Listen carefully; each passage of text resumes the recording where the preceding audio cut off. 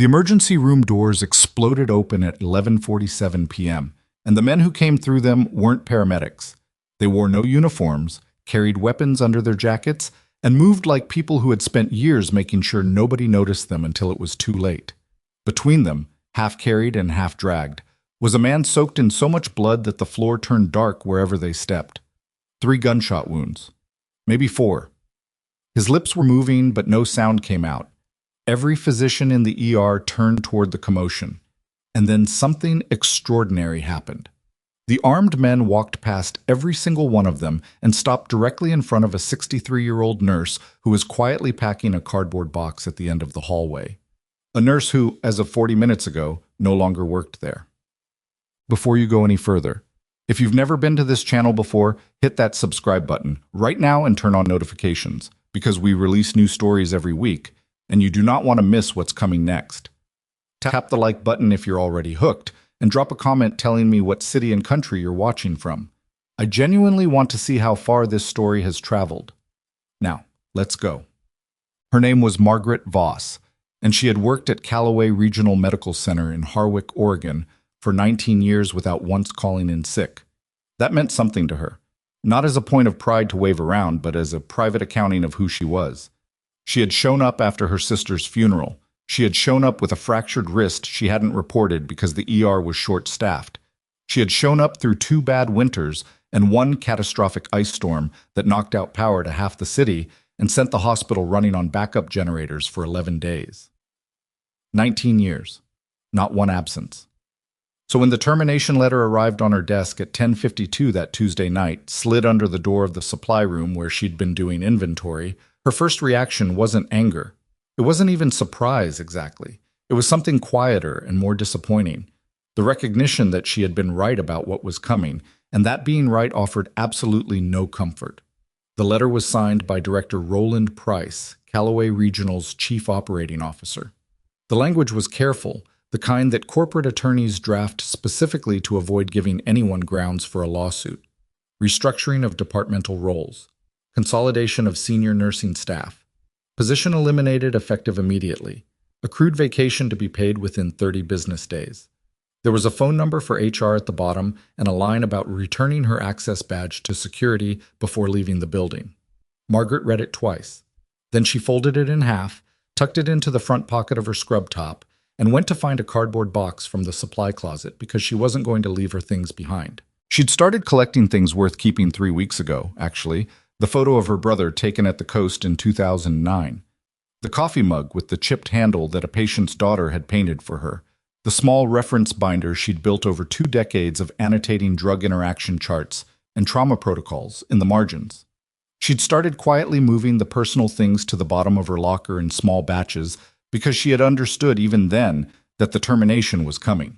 It had started with the questions. 6 weeks earlier, Margaret had noticed something irregular during a routine supply audit. She'd been doing inventory in the restricted pharmaceutical storage on the 2nd floor when she found a discrepancy. Not a small one, the kind you could attribute to clerical error or a misrouted delivery. This was a sustained systematic pattern across 3 categories: concentrated analgesics, blood plasma fractions, and surgical hemostatic agents. The quantities missing weren't enough to trip the automated threshold alerts. Someone had clearly calibrated the removals to stay just below the line, but across 6 weeks of records, the cumulative volume was substantial. She had flagged it to her immediate supervisor first, a charge nurse named Darlene Okafor, who had looked at the numbers, gone pale, and told Margaret she would pass it up the chain. 2 days later, Darlene pulled her aside in the break room and said quietly that she'd been advised not to pursue the matter and that Margaret should consider doing the same. Advised by who? Margaret had asked. Darlene hadn't answered that directly. She just said, Roland knows about it, and then left the room in a way that clearly communicated the conversation was finished. Margaret had not considered doing the same. She'd gone back to the records over the following 2 weeks, pulling historical supply logs on her own time, cross-referencing delivery receipts against patient usage reports, and building a picture that was increasingly difficult to explain as anything other than deliberate theft. The missing supplies weren't going to patient care. They weren't showing up in any department's usage logs. They were simply gone. Then she'd noticed the wing. Callaway Regional had a north corridor, fourth floor, old oncology unit, that had been officially closed for renovation for the better part of 8 months. The renovation had stalled due to contractor issues, or so the internal communications said. Margaret had never had reason to go up there, but after she started tracking the supply discrepancies, she noticed that the service elevator's access logs showed regular after-hours activity on the fourth floor north corridor. Not construction crews. Small groups, late at night, using maintenance-level access codes. She had written all of this down, organized it, and brought it to Roland Price's office in a manila envelope 3 weeks ago. Price had listened to her with the particular patience of a man who is deciding how serious a problem you represent rather than actually engaging with what you're saying. He had thanked her. He had told her the matter would be reviewed. He had walked her to his office door and held it open, and as she passed him, he'd said, almost as an afterthought, "Margaret, you've been here a long time. Don't complicate the last chapter." She hadn't known what to make of that at the time. She understood it now. The cardboard box was about half full when one of the night shift nurses, a young woman named Britta Sund, who had only been at Callaway for 8 months, appeared in the doorway of the break room looking like she'd seen something she wasn't sure how to process. "Margaret, there are men in the ER. There are usually men in the ER." "No." Britta stepped inside and lowered her voice. "Different men. They came in through the ambulance bay. They've got, I don't know, I think those are weapons. And they're carrying someone who's been shot. A lot." Margaret set down the mug with the chipped handle. "Where's the trauma team?" "That's what I'm trying to tell you. Dr. Waverly's in there. Dr. Sato's in there. They're all in there. But these men, they're not talking to any of them. They keep asking for someone by a different name, and nobody knows who." The overhead PA clicked on, and a voice, not one of the usual night shift voices, cut through the standard ambient noise of the hospital with a controlled urgency that made the hair on Margaret's arms stand up. "We need Margaret Voss. Emergency trauma. All personnel clear trauma 1. Britta stared at her. Margaret picked up her cardboard box, set it carefully on the break room table, and walked out. The ER was controlled chaos of the kind that Margaret had seen enough times to read its specific texture. The civilian staff, nurses, residents, Dr. Waverly and Dr. Sato, had been moved to the perimeter in a way that wasn't aggressive but left no ambiguity about who was directing movement.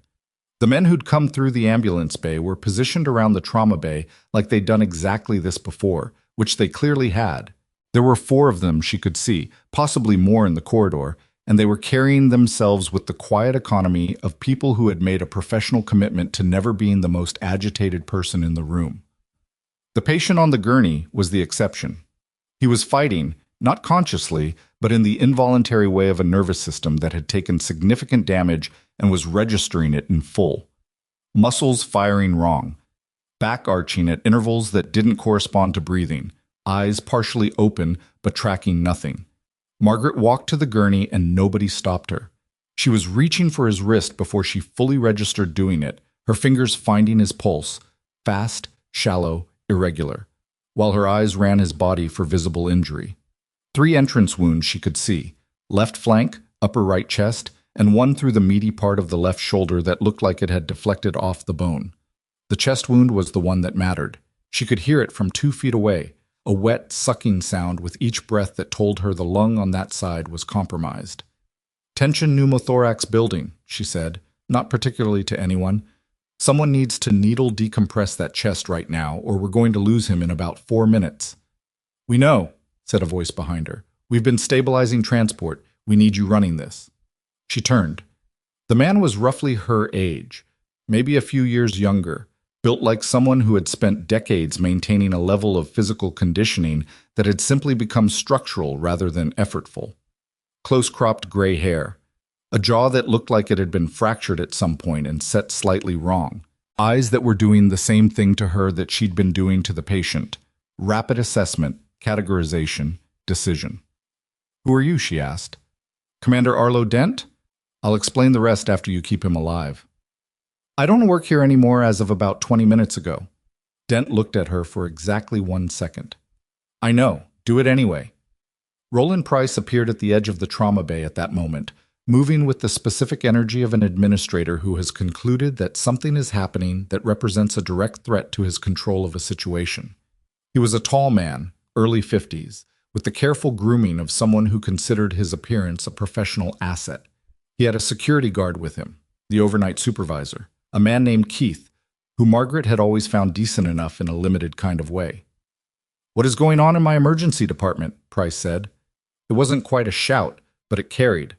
None of Dent's men responded. Dent himself didn't turn around. "Price," Margaret said, "because someone should say something. There's a patient." "You are not an employee of this hospital, Margaret." Price walked closer, and his voice dropped to the register he used when he was delivering something he wanted to sound reasonable but wasn't. "Whatever these men have told you, you have no standing to be in this room. Keith, please escort Ms. Voss out." Keith took one step, looked at the men around the trauma bay, and didn't take another. "Keith," Price said. "Sir," Keith said carefully, "I don't think—" "Now." Margaret had already stopped paying attention to the conversation. She was cutting away the patient's shirt, and what she found underneath it shifted her understanding of the situation in a way that took a moment to integrate. The wounds themselves were consistent with what she'd assessed, but the patterns of older scarring on his torso, half a dozen of them, distributed in the specific geography of someone who had been in multiple combat situations over multiple years, told her something about who this man was before tonight. And there was something else, a faint discoloration along his neck and along the insides of his forearms, a grayish cast to the skin that wasn't blood loss. She'd seen blood loss pallor before and could read it accurately. This was different. "Has he been exposed to something?" she asked Dent. "Chemical? Biological?" Dent's expression didn't change, but something in it confirmed the question. "We believe so. We don't have a confirmed agent yet." "How long ago?" "Estimated 3 hours."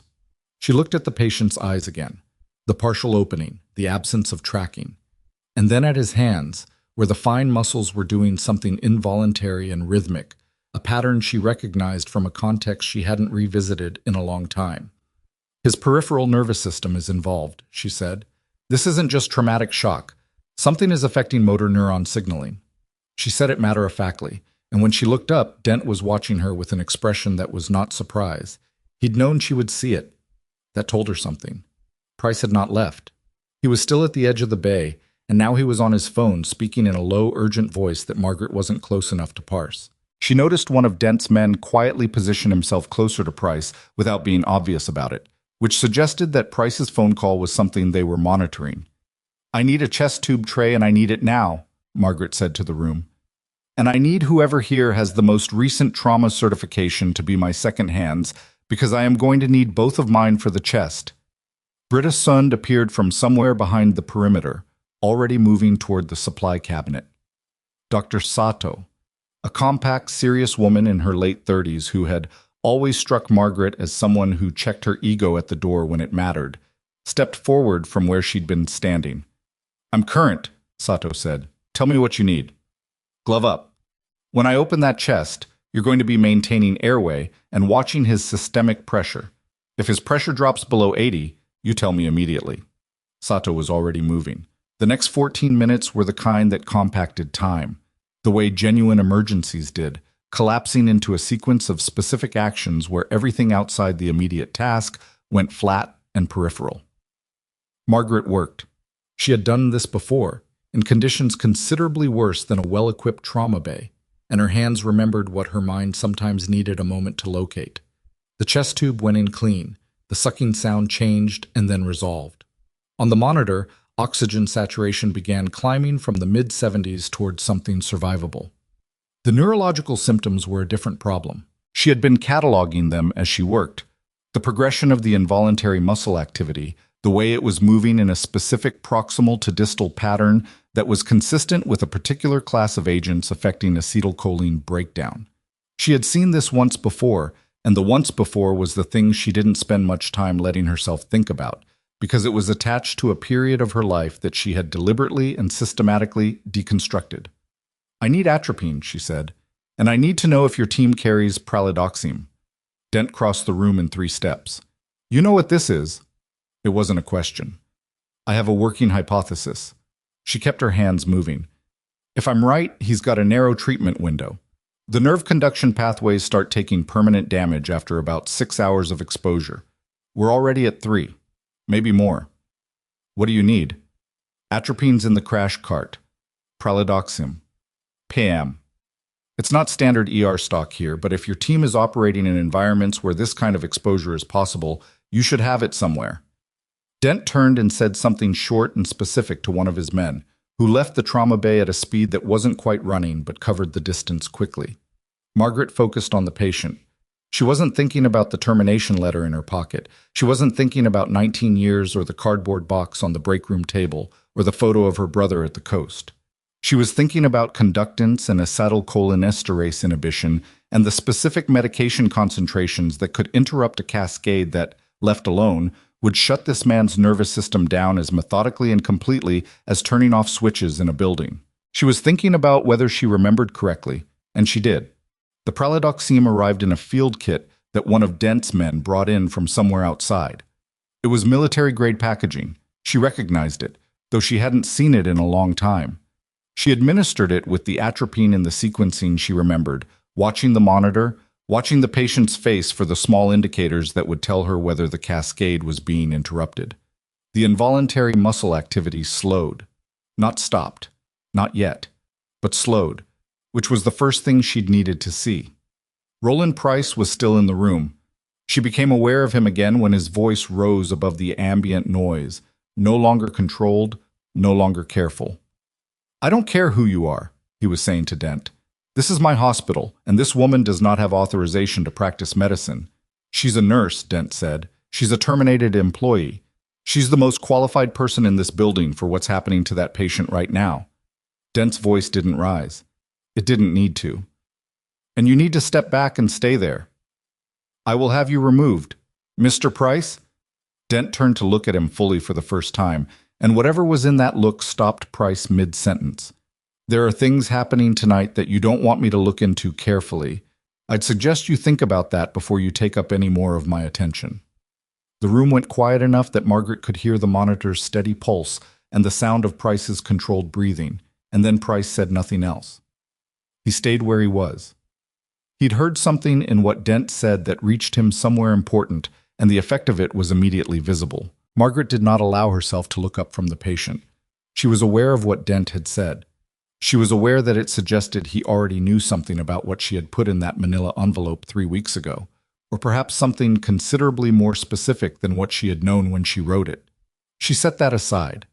There would be time for it, or there wouldn't, and right now there was a man in front of her whose nervous system was 3 hours into a process that could still be turned around. She worked. 40 minutes after the black SUVs came through the ambulance bay, the patient's vitals had stabilized to a range that Margaret could describe, guardedly, as survivable. His oxygen saturation was holding. The progression of neurological symptoms had plateaued. He was still unconscious, still requiring close monitoring, but the immediate cascade had been interrupted. She stripped off her gloves, dropped them, and stood up straight for the first time since she'd walked into the trauma bay. Dr. Sato was looking at her with an expression that was difficult to read. Not quite admiration, not quite confusion, something in between that seemed to be reaching for a question it hadn't fully formed yet. Dent appeared at her elbow.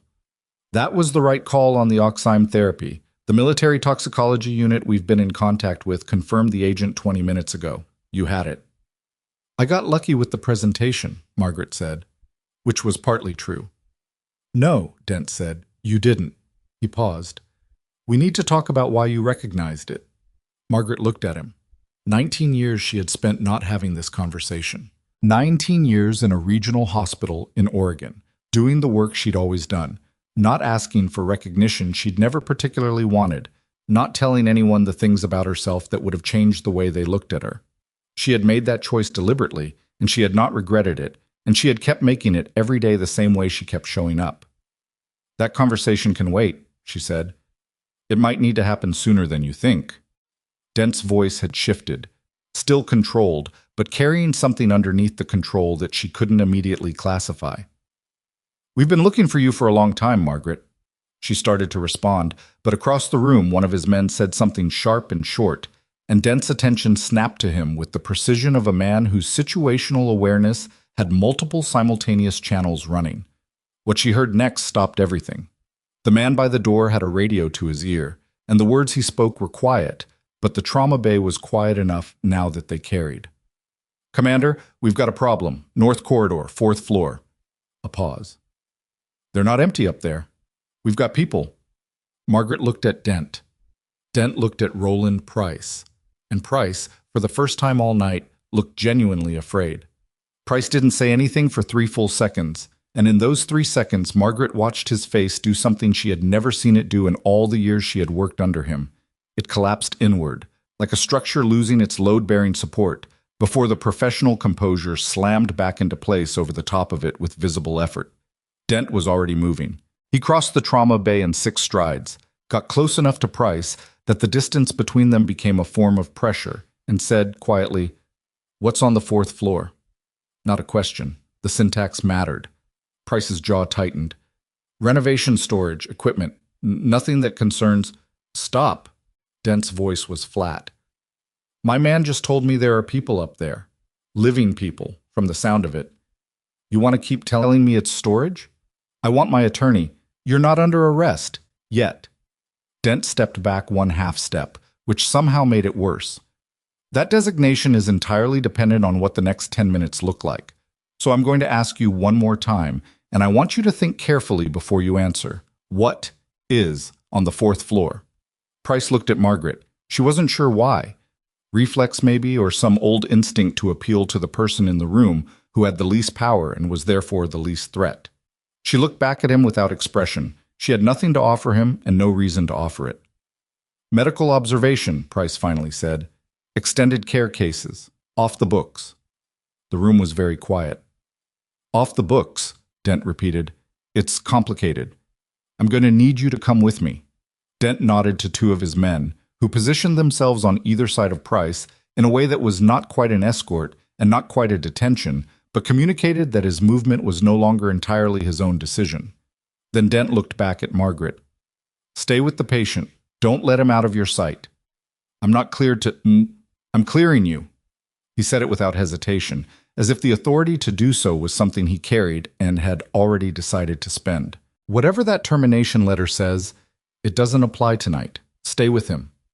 Then he was gone, and Price went with him, and the trauma bay felt suddenly like a room that had just been depressurized. The same space, the same equipment, but something essential had left it. Dr. Sato appeared at Margaret's shoulder. "What just happened?"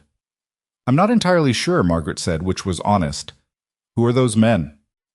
"I don't know the full answer to that either." She turned back to the patient. His chest was rising and falling in a pattern that was close enough to normal that she could almost use that word for it. The monitor showed a heart rate in the low 90s, blood pressure reading that was low normal for someone who had lost the volume he'd lost. "Right now, it doesn't matter. Keep his pressure stable and watch for any return of the muscle activity. If his fingers start doing what they were doing when he came in, you call me immediately." "You're not going up there?" Margaret looked toward the door where Dent had gone.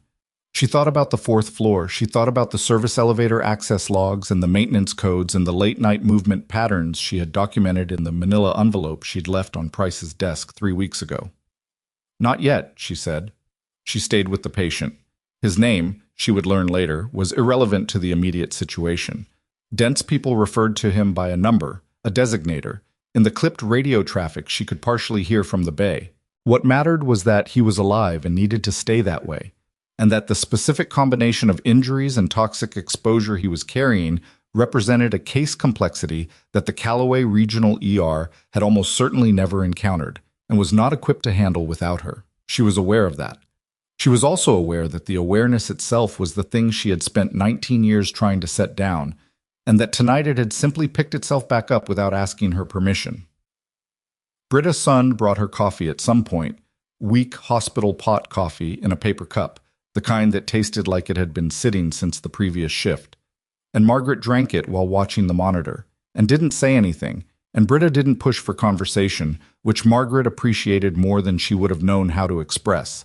She had been a combat trauma specialist for 11 years before Callaway, before Oregon, before the quiet life she had built specifically because the non-quiet one had cost her things she couldn't get back and hadn't tried to. She had gone through the appropriate separation processes, filed the appropriate paperwork, and walked out of the last assignment she would ever take with the deliberate intention of becoming someone whose work did not follow them home. A regional hospital in a mid-sized Oregon city. Night shifts, inventory and supply management, and the ordinary specific kindness of knowing the patients by name. She had been good at it. She had been genuinely content with it, in the way that contentment is possible when you've made an honest trade and the terms were your own. And then she'd found the supply discrepancy, and she'd done what she always did with discrepancies, which was document them and follow the thread, because that was who she was, regardless of what life she was living. The patient's right hand twitched. Margaret set down the coffee. It wasn't the return of the earlier pattern, not the rhythmic proximal to distal firing she'd seen on arrival. This was different. This was purposeful, or trying to be. His fingers were moving against the sheets in a way that looked like someone trying to write. She leaned closer and watched, and after a moment she put her own hand next to his on the sheet in case he was reaching for something to hold. He wasn't. He was trying to say something with his hand. "Take it easy," she said. "You're stable. You're in a hospital." His lips moved. She leaned close enough to hear it. "North," he said, or something that was shaped like that word. "They're north, the north corridor," she said. "Fourth floor. We know. People are up there right now." Something in his face shifted. Not relaxation exactly, but a recalibration, the way a person looks when they've been carrying information at great cost and have just been told it's been received. His hand stilled. "Don't try to talk," Margaret said. "You've got a chest tube, and your system's been hit with something that's going to make everything feel wrong for a while. Just breathe." His eyes opened the rest of the way. They were dark brown, and despite everything, alert. The eyes of someone who had trained for a long time to hold on to consciousness when the body was voting against it. He looked at her with the specific expression of a person taking an accurate inventory of a situation and finding it worse than hoped, but better than feared. "Who?" he said. "My name's Margaret. I'm a nurse." A pause. His chest moved carefully. "What?" "Hospital. Callaway Regional, Harwick, Oregon." She watched his face process this. "You're safe for right now. I need you to rest." He said one more thing before his eyes closed again, and she almost missed it because Dent came back through the trauma bay doors at almost exactly the same moment, and Dent was moving differently than he had when he'd left. There was something in the set of his shoulders that had not been there before, a controlled urgency that was the military equivalent of alarm. Margaret straightened and turned to face him. Dent looked at the patient, then at her. "He say anything?" "He was trying to communicate something about the North Corridor. I told him we knew." "Good." Dent's attention didn't leave her face, and she had the sense that he was making a decision in real time, something he was measuring the cost of as he went. "I need to tell you some things. Some of them are going to be difficult to hear, and I can't make them easier, so I'm not going to try. Is that all right?" "It's going to have to be," Margaret said. He told her about the fourth floor. It took 5 minutes, and he was right that he couldn't make it easier. What they had found in the north corridor of the fourth floor was not renovation equipment, and it was not off-the-books medical observation in any sense that the phrase was designed to cover. There were 6 people up there. 4 of them were in conditions consistent with prolonged confinement and medical intervention without consent. 2 of them showed signs of having been used as what Dent called, and the phrase landed in the room like something physical, live subject assessment, for the specific toxic agent that was currently working its way out of the patient's nervous system in the trauma bay below. Callaway Regional's sealed North Corridor had been a testing site. Margaret stood with that for a moment.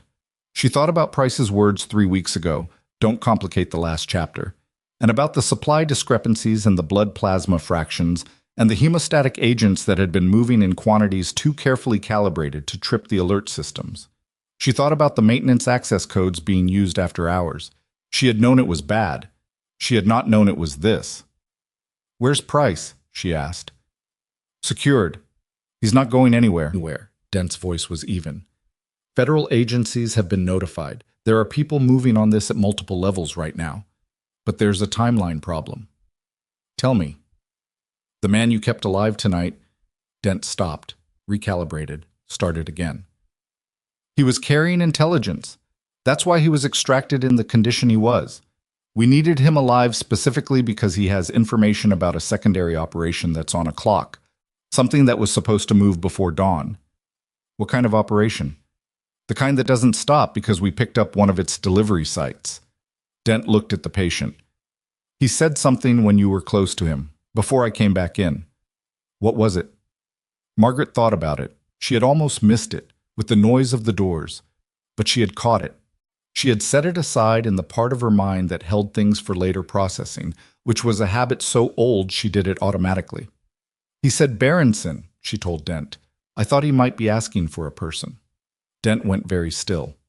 That's not a person, he said. What is it? He looked at her for a long moment, and she could see him doing the same calculation she'd watched him doing since he walked through the ambulance bay doors. How much to tell her, how much she needed, what the cost of each answer was against what it made possible. Berenson is a vessel, he said, a cargo ship. It's been in and out of Harwich Port 3 times in the last 8 months. We've had it flagged as a potential transit point for, he stopped, for the kind of material that ends up in a testing site on a sealed hospital floor. Margaret looked at the clock on the trauma bay wall. It was 2:14 a.m. When does it move? She asked. Based on the tidal window and the Port Authority schedule we've been monitoring, we estimated between 0400 and 0500, less than 2 hours. Then why are you still talking to me? She said. Because we have a problem beyond the ship. Dent folded his arms, which was the first time she'd seen him do anything with his body that looked like discomfort rather than positioning.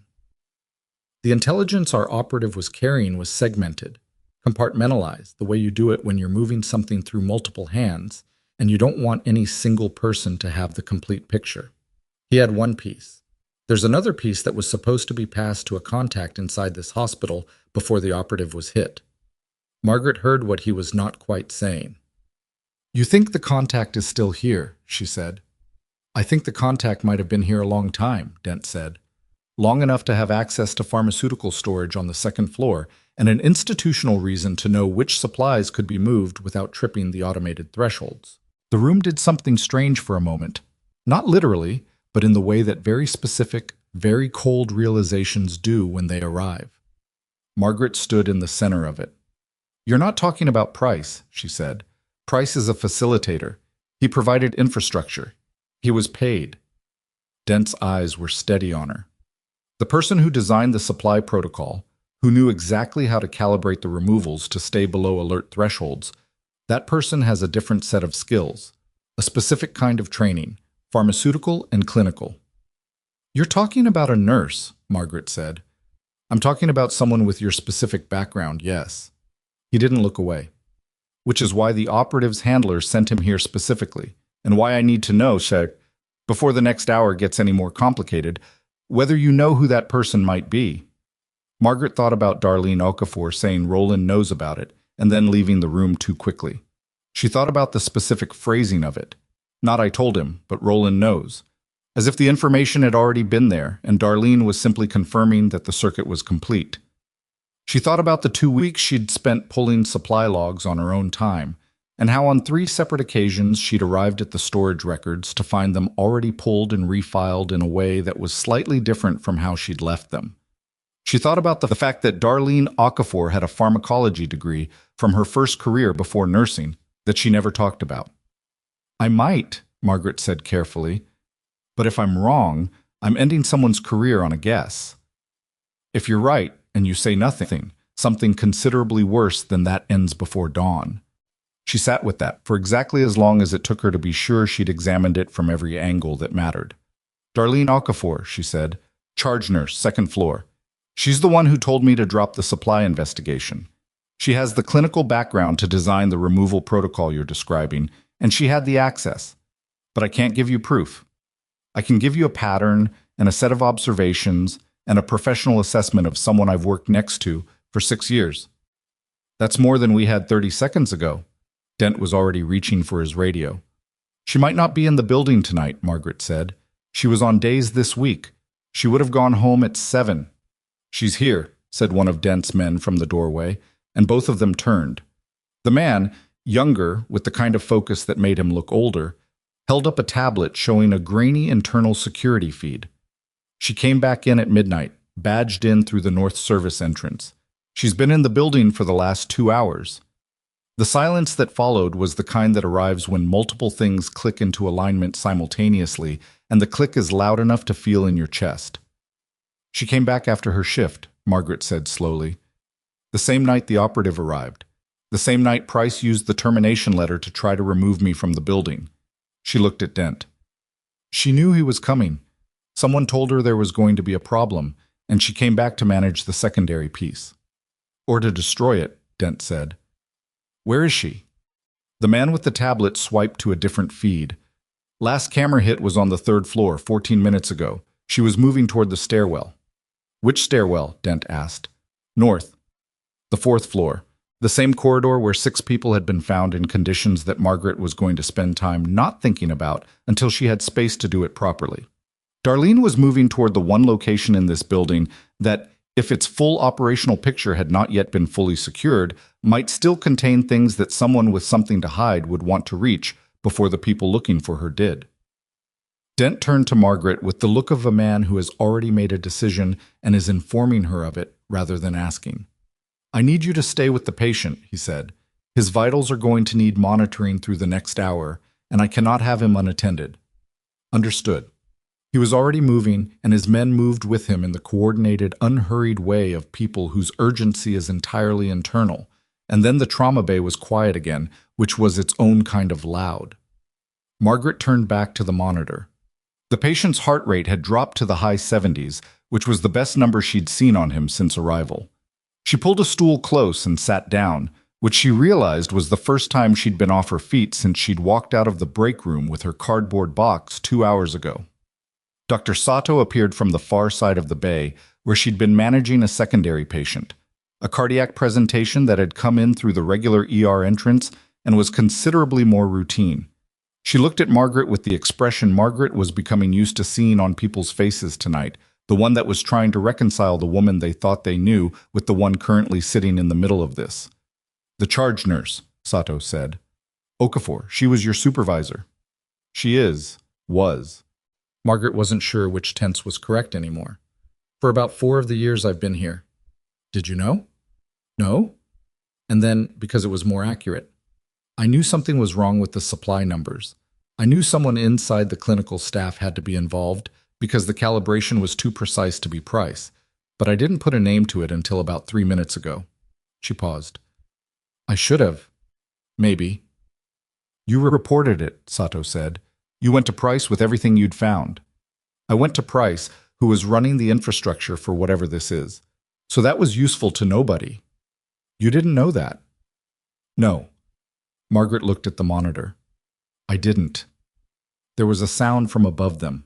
Not an explosion, nothing dramatic, but something that moved through the building's structure in a way that was distinct from the ordinary creaks and vibrations of a working hospital at 3 in the morning. A door, maybe, or a body hitting a wall. Then nothing. Then Dent's voice crackled over the radio of the man he'd left stationed near the trauma bay entrance, and though Margaret couldn't hear the words, she could hear the tone. And the tone was controlled in the specific way of someone reporting an outcome that is not what they wanted. The stationed man turned toward her. His face was professional and neutral, which in her experience was what faces looked like when the news they were carrying was complicated. What happened? She asked. He hesitated for half a second, long enough to tell her it wasn't simple. Commander Dent is requesting your presence on the 4th floor, he said. North corridor. Why? Another half second. He said to tell you they found Okafor. A pause. And she wasn't alone. Margaret stood up from the stool. She looked at Sato. Watch him. Pressure drops below 80, you hit the crash cart, and you call me. Sato nodded. Margaret walked toward the door, toward the elevator, toward the 4th floor that she had flagged in a manila envelope 3 weeks ago, and that had been, all along, considerably worse than anything she had been able to imagine when she'd written it down. The elevator opened on 4, and she could smell it before she could see anything. Not blood, not exactly, but the chemical undertone of a space that had been used for things hospitals weren't designed to contain.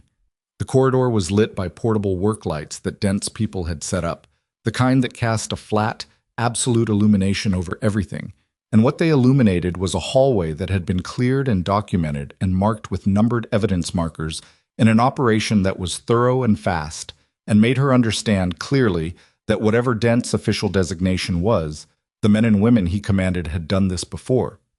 Dent stood at the far end of the corridor near a set of double doors that had been propped open. He was talking to a woman in a vest that Margaret didn't recognize as military or law enforcement exactly.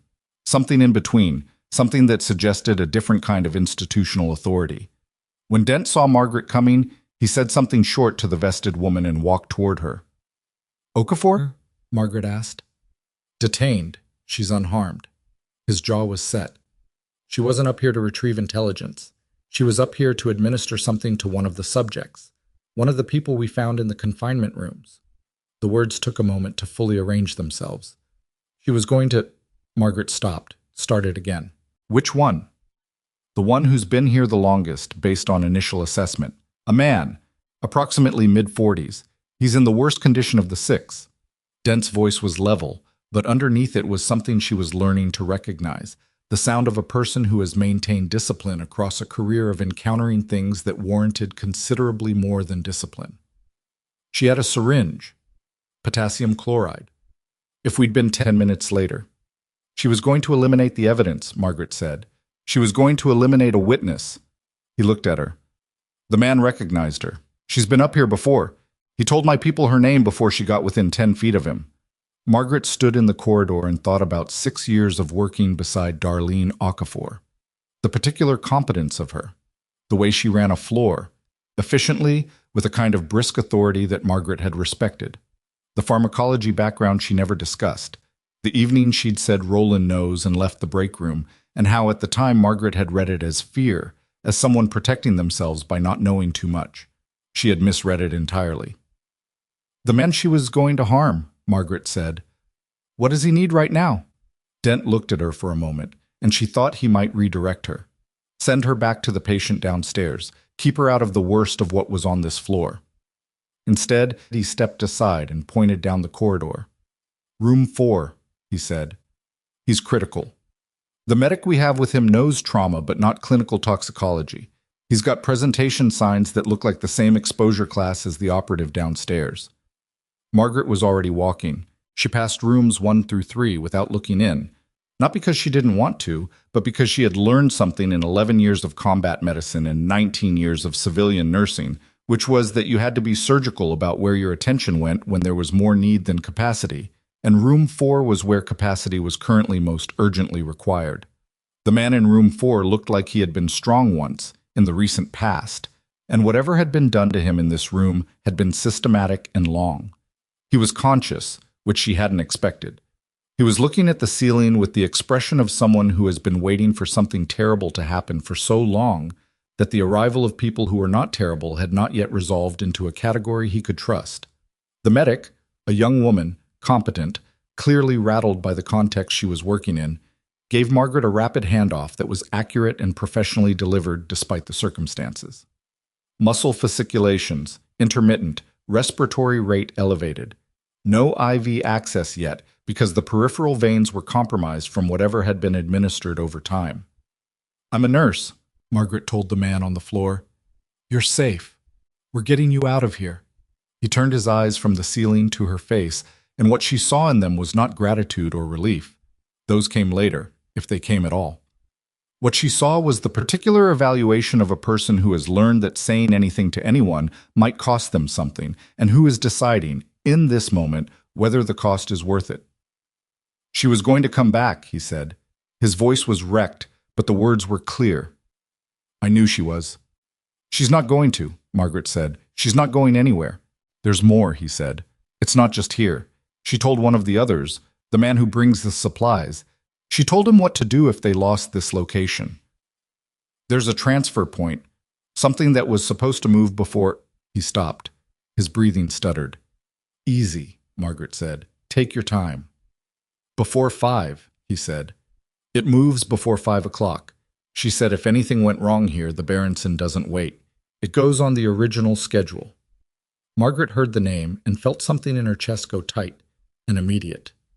She turned and called down the corridor, loudly enough that her voice carried back to where Dent was standing. Dent! She didn't wait for a response. The ship. It's still on schedule. Whatever's happened here tonight, the transfer is still happening. She heard Dent's voice, sharp and immediate, answering a radio call. She heard the controlled activity at the far end of the corridor shift in pitch and urgency. She turned back to the man in room 4, found the one viable vessel in his left forearm that the medic had missed, and began the work of keeping someone alive in a room that had been designed, with considerable institutional effort and deliberate cruelty, to accomplish exactly the opposite. Outside, through the window at the end of the north corridor, the lights of Harwick Port were still on. The Berenson was still out there. And somewhere in this building, among the evidence markers and the secured rooms and the people who had survived something that shouldn't have been survivable, one detail that hadn't yet been fully examined was quietly waiting to change everything. The detail that had been waiting revealed itself at 3:07 a.m., and it came from the least likely source. Margaret had been in room 4 for 11 minutes, long enough to establish IV access, push a saline bolus to address the dehydration that was compounding everything else, and begin a systematic assessment of what the man's nervous system had been subjected to over what she was estimating was a period of weeks rather than days. His name, he told her between careful breaths, was Terence Wall. He had been a Port Authority inspector at Harwick before he'd been taken. He had flagged the Berenson on its second visit. He had written a report. He had never submitted it because 3 days after he wrote it, he had been brought to this floor. "Who brought you here?" Margaret asked, not stopping what her hands were doing. "2 men. I don't know their names. They had credentials. Official looking." He paused for a controlled breath. "One of them knew my schedule, my home address. They knew things that meant someone had been watching me for a while before it happened." "Did they say who they were working for?" "Not directly, but I heard a name once, when they didn't know I was awake." He looked at the ceiling again, the same way he had when she'd first come in. Not vacancy, she understood now, but the specific interior focus of someone retrieving something they've been protecting carefully because they understood its value. "Aldrin. That's the name I heard. Not a first name. The way they said it, it was an organization, or a person at the top of one. They said Aldrin's timeline doesn't move." Margaret filed the name without reacting to it. She adjusted the drip rate and checked his pressure, which was improving in the small, incremental way that improvement happened when the damage was real and the body was doing genuine work rather than just responding to an intervention. "Can you walk?" she asked. He thought about it honestly, which she appreciated. "Maybe, with help." "Then we're going to get you moving in about 5 minutes. This room is not where you want to be when the next hour happens." He looked at her directly for the first time. "Are you military?" "I was," she said. "Not tonight." "You move like you are." She didn't answer that. She was already thinking about what moving 6 people out of 4 rooms through a corridor that was simultaneously an active federal evidence site was going to require logistically, and whether Dent had enough personnel to do it safely while also managing whatever was developing at the port. She got her answer when she stepped back into the corridor and found Dent on the radio with an expression that had changed since she'd last seen it. Not worse, exactly, but different in a way that signaled the situation had acquired new geometry. "Talk to me," she said. "The strike team that was moving on the Berenson made contact 20 minutes ago." He lowered the radio. "The ship wasn't where the Port Authority schedule said it would be. It had moved to a secondary berth, Dock 14, on the industrial side of the harbor. That dock isn't on any public schedule. It's operated by a private logistics company that has some connection to this hospital's supply chain," Margaret said. He looked at her. "How did you know that?" "Because the supplies that were leaving this building had to go somewhere before they went on that ship. You can't move pharmaceutical-grade materials through a regular freight chain without intermediary cold storage. A private logistics operator on the port side makes sense as the link." She had not specifically known this before saying it, but the structure of it was consistent with everything else she'd been building in her head since the 4th floor, and when she said it aloud, it locked into place with the kind of solidity that meant it was right. "Did the team reach the ship?" "They're in position, but there's a complication." Dent's jaw did the thing again, the slight set that she was reading now as the tell for information he didn't want to be delivering. "There are civilians on that vessel, not crew, passengers, for lack of a better word. We're reading heat signatures in the cargo hold, 8 to 12 individuals. They're not moving freely." The corridor went quiet around that. It's not just a material transfer, Margaret said. No. The people in this building, Wall and the others, they were test subjects.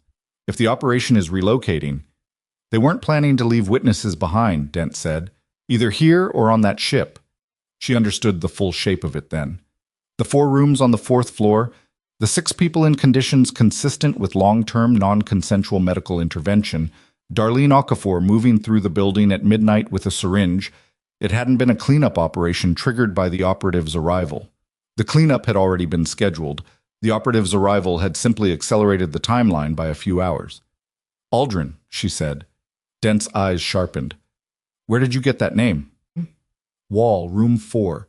He heard it during his time up here. He said it was used to describe an organization or an individual at the operational apex. He said their timeline doesn't move. She watched Dent process this. You know it. We know it as a designator for a network. We've been working it for 14 months. He said it without inflection, the way people said things that represented significant investment and incomplete return. Whoever runs it has stayed completely dark. Every time we get close to an operational center, it's already moved. This hospital was the closest we've come to a fixed infrastructure point. He paused. The operative downstairs was trying to deliver the identity of Aldrin's operational coordinator for this region. The person who manages the logistics side, who lives inside legitimate institutions and moves the material through official channels. Price isn't that person, Margaret said. It wasn't a question. Price is a contractor. He was paid to provide the physical infrastructure. He doesn't have the operational knowledge. Dent looked at her steadily. Okafor designed the pharmaceutical protocol, but she's not the coordinator either. She's mid-tier. Someone above her was managing the relationship with the Berenson's handlers and the logistics company. Someone with institutional authority and clean credentials. Margaret thought about who in Callaway Regional's administrative structure had institutional authority and clean credentials, and the specific kind of access that would let them manage relationships across multiple operational layers without appearing on anyone's radar. She was still thinking about it when the lights went out. Not a flicker. Not the preliminary stutter of a failing circuit. Complete, immediate darkness. The kind that meant a deliberate cut to the main supply rather than a fault. The portable work lights that Dent's people had set up in the corridor held for 2 seconds on their battery backup, and then died as well, which meant someone had cut power to the entire 4th floor's auxiliary systems, which was not something you did accidentally, and not something you did from outside the building. Someone still inside Callaway Regional had just done this deliberately. Margaret put her hand on the wall and held still.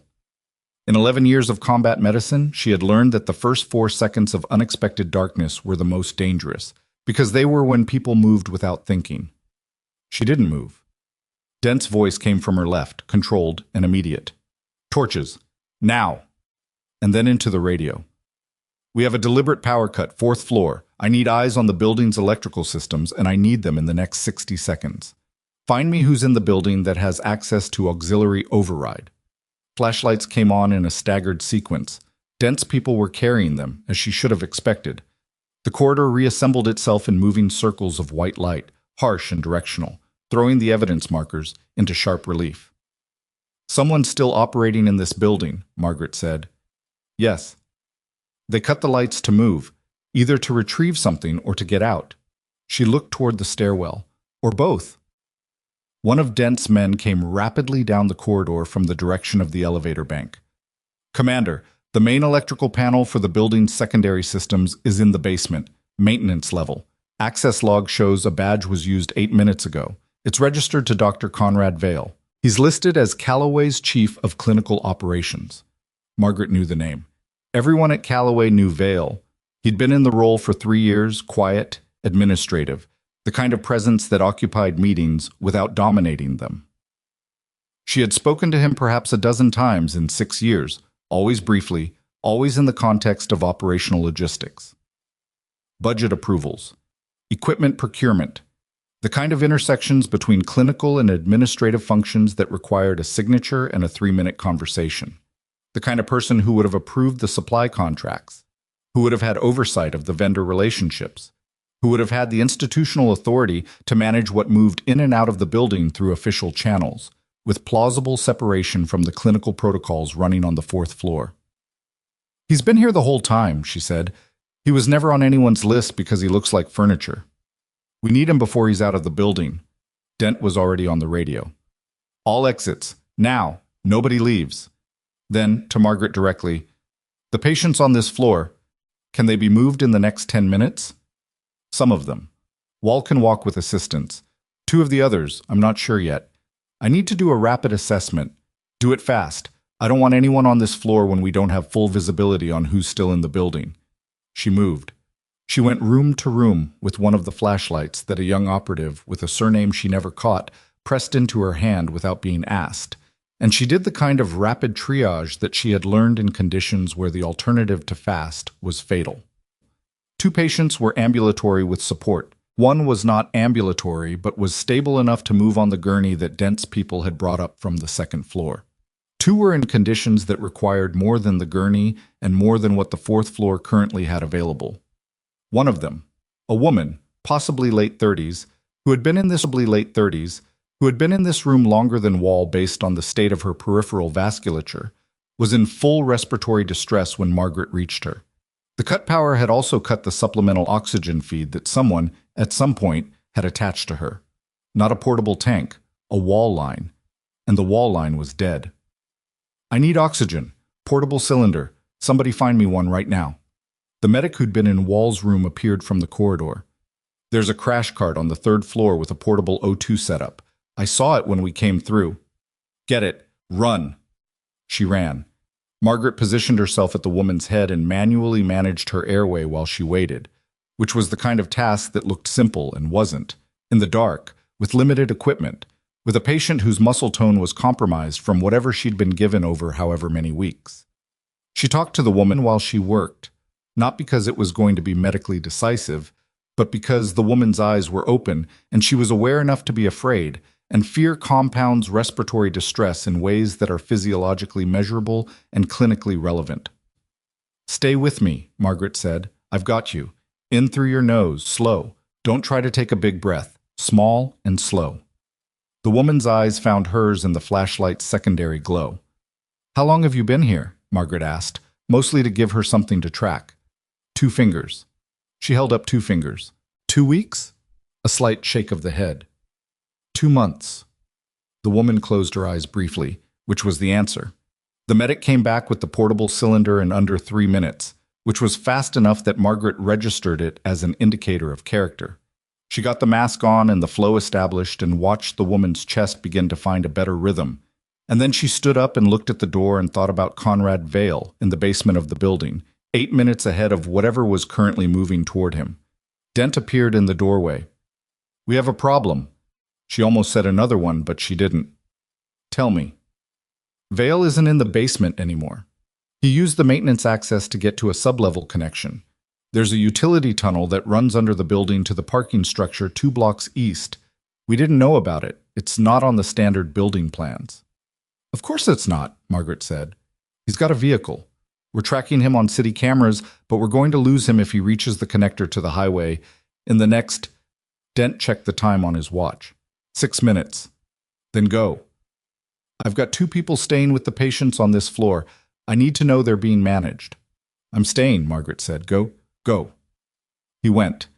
She heard the stairwell door hit the wall from the force of its opening, and then the building was relatively quiet again. The particular quiet of a structure that has had all its normal operational noise stripped away by a power cut, leaving only the sounds that were always there underneath. The building settling, the wind outside, the faint rhythm of the portable oxygen cylinder running, the breathing of the woman in front of her becoming, degree by degree, less desperate. Margaret stood in this dark room on the 4th floor of the hospital she'd been fired from 3 hours ago and thought about Conrad Vale in a vehicle moving toward a highway, and about the Berenson at Dock 14 with 8 to 12 people in its cargo hold, and about the name Aldrin floating above all of it, like something that had been there the whole time and had simply been patient about being found. She thought about the operative downstairs, the man she'd kept alive, whose name she still didn't know, who had been carrying intelligence segmented across multiple people in multiple locations because the network was sophisticated enough to know that any single carrier was a vulnerability. He had known about the Berenson. Wall had known the name Aldrin and the timeline. What was the third piece? What had the contact inside the hospital been supposed to hold? She looked at the woman on the floor in front of her. 2 months. This woman had been on this floor for 2 months, and the operation had been running through Callaway Regional's supply chain for longer than that. And Darlene Okafor had been the clinical architect of the protocol, and Price had provided the infrastructure, and Vale had managed the logistics relationships. But Okafor hadn't designed the pharmaceutical protocol from scratch. You couldn't build what had been done in this room from a nursing background and a pharmacology degree, not without technical specifications from somewhere. Someone had provided the specific compound parameters, the concentrations, the dosing intervals, the neurotoxic agent profile that had shown up in the operative downstairs. Someone with more specialized knowledge than anyone she'd identified tonight had written the playbook. The thought arrived incomplete, and she let it sit at the edge of her attention while she checked on the other patients in the order of medical priority. Room by room, flashlight in hand, the medic working alongside her in a silence that was functional rather than uncomfortable. 2 patients had been evacuated to the 3rd floor by Dent's remaining people. The woman with the oxygen was stabilizing. Wall was sitting in the corridor with his back against the wall and his eyes on the stairwell door. And when Margaret passed him, he said, without her prompting him, Vale ran the logistics, but he didn't know the medicine. Someone told him what to order. She stopped. What do you mean? I'm a report inspector, or I was. His voice was steadier now. The saline and the time were doing their work. I know cargo manifests. Before they put me up here, in the weeks I was watching the Berenson, I logged everything that came off it. I had 3 manifests that didn't match what was declared. Pharmaceutical precursors, mainly, but also equipment. Lab grade. He looked at her. The equipment on those manifests, I didn't know what it was for at the time, but I've had 2 months to think about it. It's synthesis equipment. Somebody was using this building to produce something, not just store it. Margaret looked at the door at the end of the corridor, the double doors that Dent had been standing near when she'd first come up. Past them, she knew from the layout, were 2 additional rooms that Dent's team had marked and secured but that she hadn't entered. The team had cleared them for immediate threats and moved to the patients. They hadn't been fully searched yet. Is there another room up here? She asked. Something that wasn't a patient room. Wall nodded slowly. Past the double doors. They called it the preparation room. I've only seen it through a window once, but the equipment in there, he didn't finish because the sound came then, and it was not ambiguous about what it was. It moved through the building from below. A concussion, not an explosion, but the structural pressure wave of something detonating at low yield in an enclosed space, and it came from the direction of the basement. The floor vibrated under her feet for 2 full seconds and then stopped. Then the building's emergency lighting came on, the battery-backed red wash that activated on seismic or pressure events, and in the red light the corridor looked like something from a different kind of story. Her radio, the one Dent's man had clipped to her scrub top before leaving, crackled. Voss, Dent's voice. It was tight in a way she hadn't heard from him yet tonight. Here. The utility tunnel. Vale had a device in the tunnel.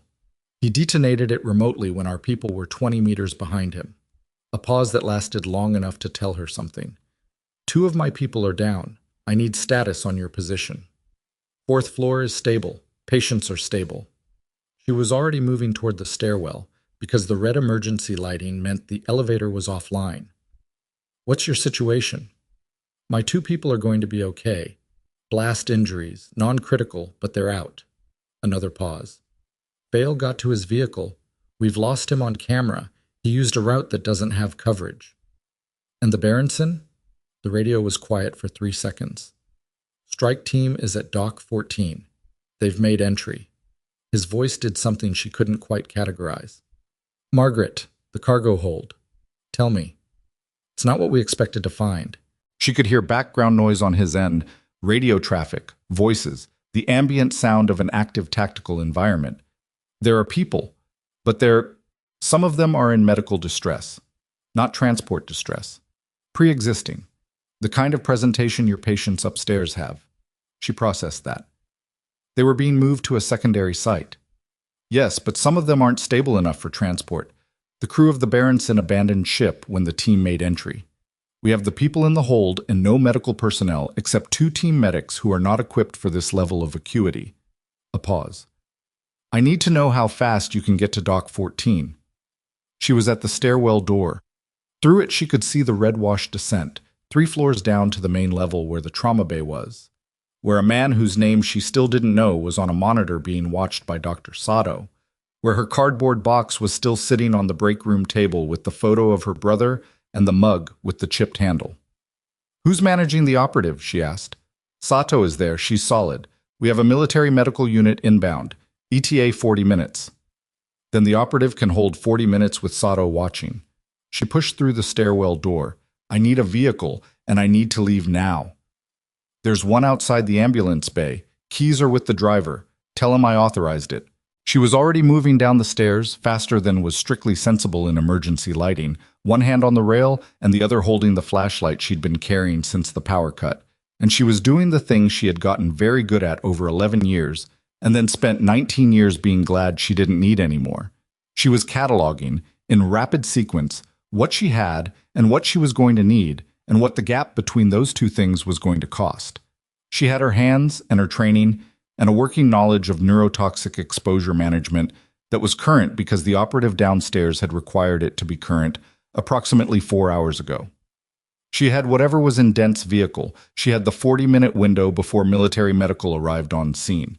She pushed through the ground floor stairwell door and turned toward the ambulance bay, and she passed the break room without slowing down, and she did not look at the cardboard box on the table. She came through the ambulance bay into the night air, and it hit her. Cold, salt-edged, the particular smell of an Oregon coastal city in the hours before dawn. And she saw the vehicle and the driver, and she said, "Dent sent me, let's go," and was in the passenger seat before the driver had fully processed the instruction. The harbor was 12 minutes from the hospital under normal conditions. She looked out the window as they moved through the empty streets, and the lights of Harwick Port were visible ahead of her. And somewhere in that geometry of industrial light and dark water was a ship that had been carrying people the way the 4th floor had been holding them.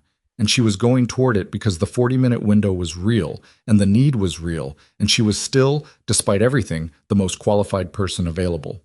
She was also thinking about what Wall had said. Synthesis equipment. The preparation room passed the double doors. Someone with more than a nursing degree and more than administrative authority had written the technical specifications for what had been done to those people. Dent didn't have Vale yet. And Vale, she was increasingly certain, was not the person who had written the playbook. He was the person who had ordered the equipment. The distinction mattered because it meant somewhere in this network, there was still someone who hadn't been identified, who had the technical knowledge to design what had been running on the 4th floor, and who was, by virtue of not being Vale, not being Okafor, not being Price, still completely clean.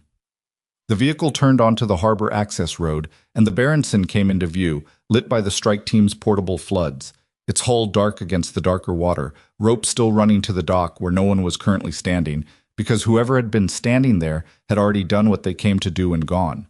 She got out of the vehicle. She moved toward the gangway where one of Dent's team members was stationed, and she identified herself. And the team member said, "Commander Dent said to expect you," and waved her through.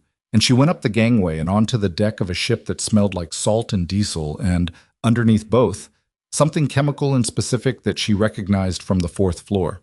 She followed the sound of voices down into the cargo hold, and what she found there confirmed what Dent had told her and exceeded it in the way that the worst things always exceeded your preparation for them. 11 people. 3 of them critical. The team medics had done what they could, and it wasn't going to be enough for the 3 who were critical, and everyone in the hold understood that. She was pulling gloves from the kit that one of the medics pressed into her hands when her radio crackled again. Not Dent. A different voice, lower, with a tension that had a different quality from the operational urgency she'd been hearing all night. "This is Agent Reyes, Federal Task Force. Is this Margaret Voss?" "Yes." "Commander Dent asked me to relay. We've located Conrad Vale." A pause. "He made contact with someone before we reached him. A phone call, 90 seconds. We have the number he called. It doesn't belong to any name in any database we have access to, but we've run the call metadata, and the tower triangulation puts the receiving phone inside a 1-block radius of Callaway Regional Medical Center." Margaret went still in the middle of the cargo hold, her gloved hands hovering over the patient in front of her. "That's not possible," she said. "Your people secured the building." We secured the known principals, Reyes said. If there's someone in that building we didn't know to look for, who's still in that building? A pause while someone checked something. Dr. Sato, Reyes said, and the operative.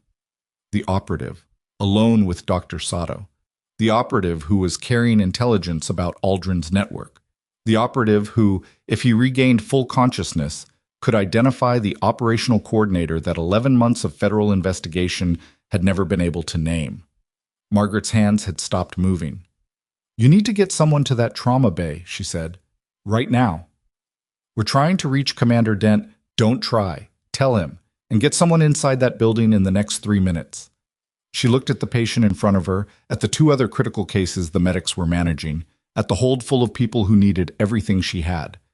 Because if I'm wrong about Sato, you've lost 2 minutes. And if I'm right, she didn't finish it. She didn't need to.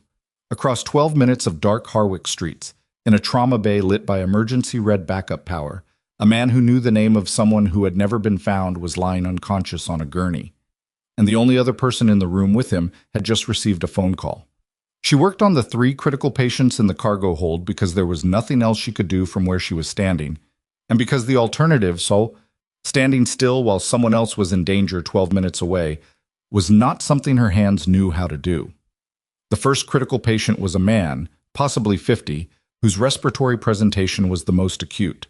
She got a proper airway established in 4 minutes, using what the medics had available, which wasn't everything she wanted and was enough to work with. She directed the 2 team medics with the specific economy of someone who has learned that too many words in an emergency become noise, short, sequential, unambiguous. This, then this.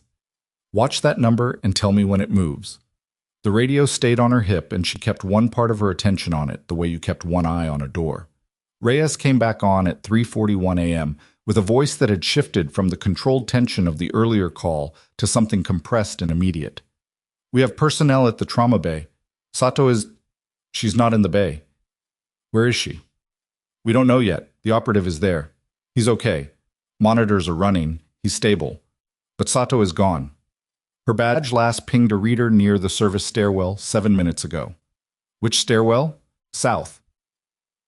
South stairwell put her heading toward the parking structure or the loading dock, or, if she knew the building well enough, toward the same utility corridor that Vale had used, which suggested she did know it well enough and had known it for some time.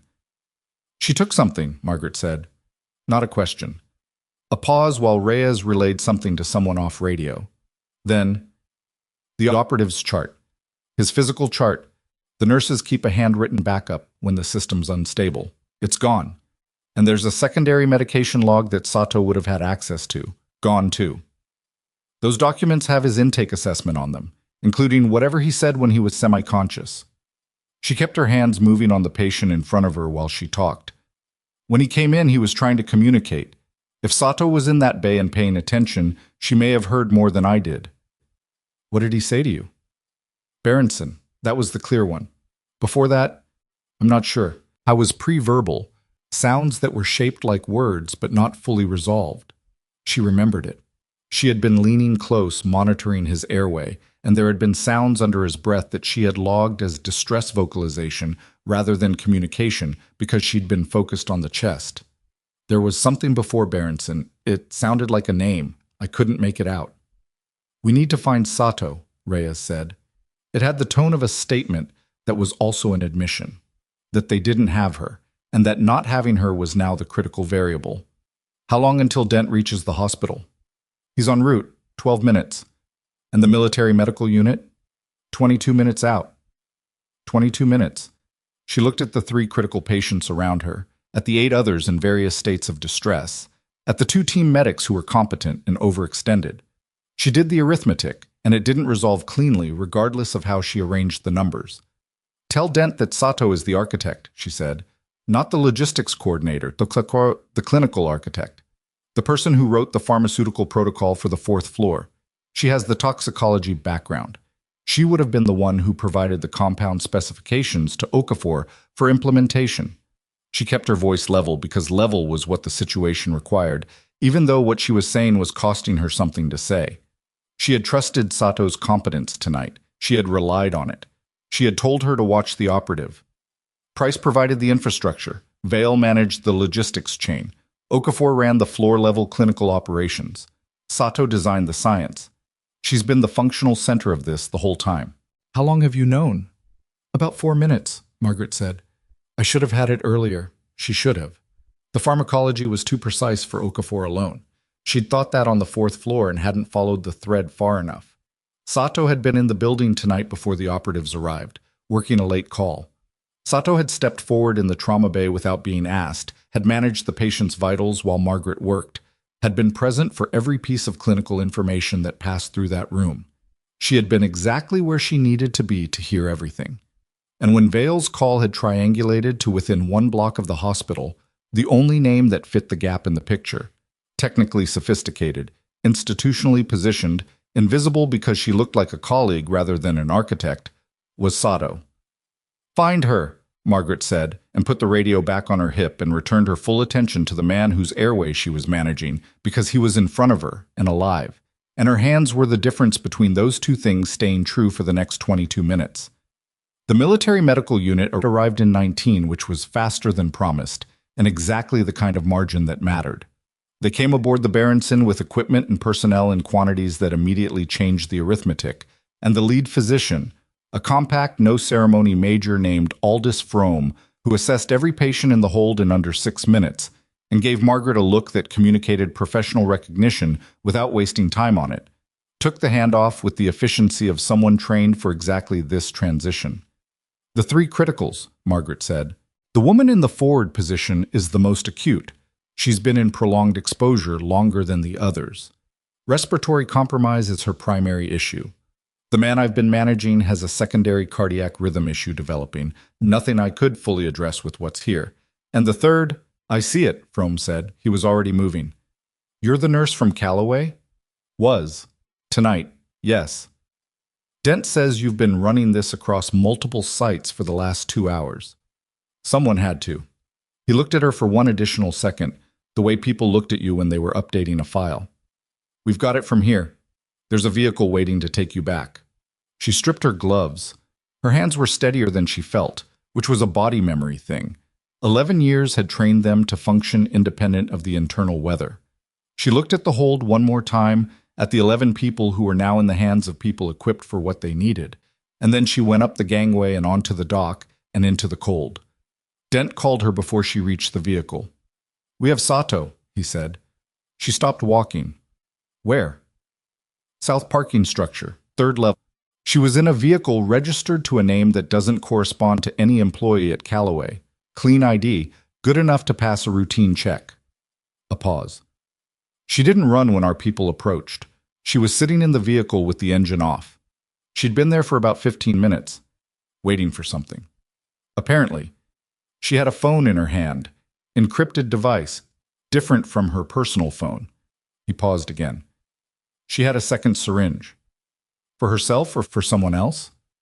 Based on the compound, our people think it was insurance. If the network determined she was compromised, she was supposed to... He didn't finish that. He didn't need to. Is she talking? Not yet. She asked for an attorney before she said anything else. His voice was even, but she could hear something in it that had not been there at the beginning of the night. A kind of settled weight, the sound of someone who has been carrying a 14-month investigation and has just watched several of its critical pieces finally stop moving. She will, eventually. The encrypted device alone is going to take time, but it's going to tell us things. And we have Okafor, we have Price, we have the documentation from the 4th floor, we have the Berenson's manifest records. And Vale? A pause that was slightly longer than the others. He's still moving, Dent said. We have a general direction. There are people on it. She got into the vehicle. The driver was the same one who'd brought her to the dock. And he didn't say anything, which suited her. She watched the harbor move away through the passenger window and thought about Conrad Vale somewhere in the dark outside Harwick, moving toward whatever contingency the network had built for exactly this scenario. The network that had been operating for long enough to have contingencies. The network that had been patient enough to embed people like Sato in legitimate institutions for what might have been years. Aldrin. The name was still floating above all of it, attached to nothing she could see clearly. The drive back took 10 minutes. The city looked strange in the pre-dawn. The streets empty, the traffic signals cycling through their sequences for nobody. The ordinary infrastructure of a place that didn't yet know what had been operating inside one of its hospitals. It would know soon. By this time tomorrow, Callaway Regional Medical Center would be a name on news broadcasts, and the fourth floor would be a crime scene that federal investigators would be working for weeks. And the people whose faces she had seen in those rooms, Wall with his careful eyes, the woman who held up 2 fingers, would be beginning the long and non-linear process of whatever came after. She was thinking about that, about the specific weight of after, when the driver's radio produced a burst of communication that he acknowledged with 2 words and then said to her without turning around, "Commander Dent wants you at the hospital. He says it's important." "Is it Vale?" He didn't say. He said specifically to get you there fast. She looked at the time. 4:23 a.m. The tidal window for the Berenson's original departure had just closed. The ship wasn't going anywhere. The ambulance bay was lit by a combination of the hospital's emergency backup and the portable floods that Dent's people had set up, and there were more vehicles in it than there had been when she'd left. Federal plates, a mobile command unit she didn't recognize, and 2 additional black vehicles that had the same generic solidity as the ones that had come through the bay at 11:47 the previous night, which felt like several days ago. Dent met her at the bay entrance. He was holding a tablet, and his expression had the quality of someone who has received information that has restructured the problem without necessarily solving it. "Walk with me," he said. They went through the bay and into the corridor and toward the trauma bay. Through the window, she could see the operative, still on the gurney, still monitored, still alive, with 2 federal agents now stationed inside the room alongside the equipment. No Sato. The absence of her had changed the room's geometry in a way that was difficult to articulate. "She talked," Dent said. 40 minutes in the parking structure, and she talked. Not everything, she's still managing what she gives us, but enough. "What did she give you?" "The compound specifications. The synthesis protocol for the neurotoxic agent. She gave those up because she knows the encrypted device will produce them eventually anyway, and giving them up preemptively buys her something in whatever negotiation comes next." He glanced at her. She confirmed that she designed it, confirmed the 4th floor operation, confirmed her role. "Did she give you Aldrin?" He stopped walking. They were standing in the corridor outside the trauma bay, and the emergency backup lighting had that quality that artificial red light always had in institutional spaces, flattening everything, making faces harder to read. Margaret watched his expression and waited. "She gave us a name," he said. "Not Aldrin. Not the designation. An actual name. A person." He looked at the tablet and then back at her. The identity of the person who designed the operational architecture, who built the network from the beginning, who recruited Sato, identified Price, established the Berenson connection. He paused. "Not the name I expected." "Who is it?" Dent turned the tablet so she could see the screen. The photograph was a personnel file image, the kind that appeared on institutional ID cards, taken in flat light against a neutral background. The face was familiar. She had seen it earlier in the night, in a context that had categorized it differently, and the reclassification that happened in her mind when she saw it now was the kind that arrived with a physical component, something in the chest, not pain exactly, but pressure. The name under the photograph was Dr. Harlan Meese. She knew Meese. Everyone at Callaway knew Meese.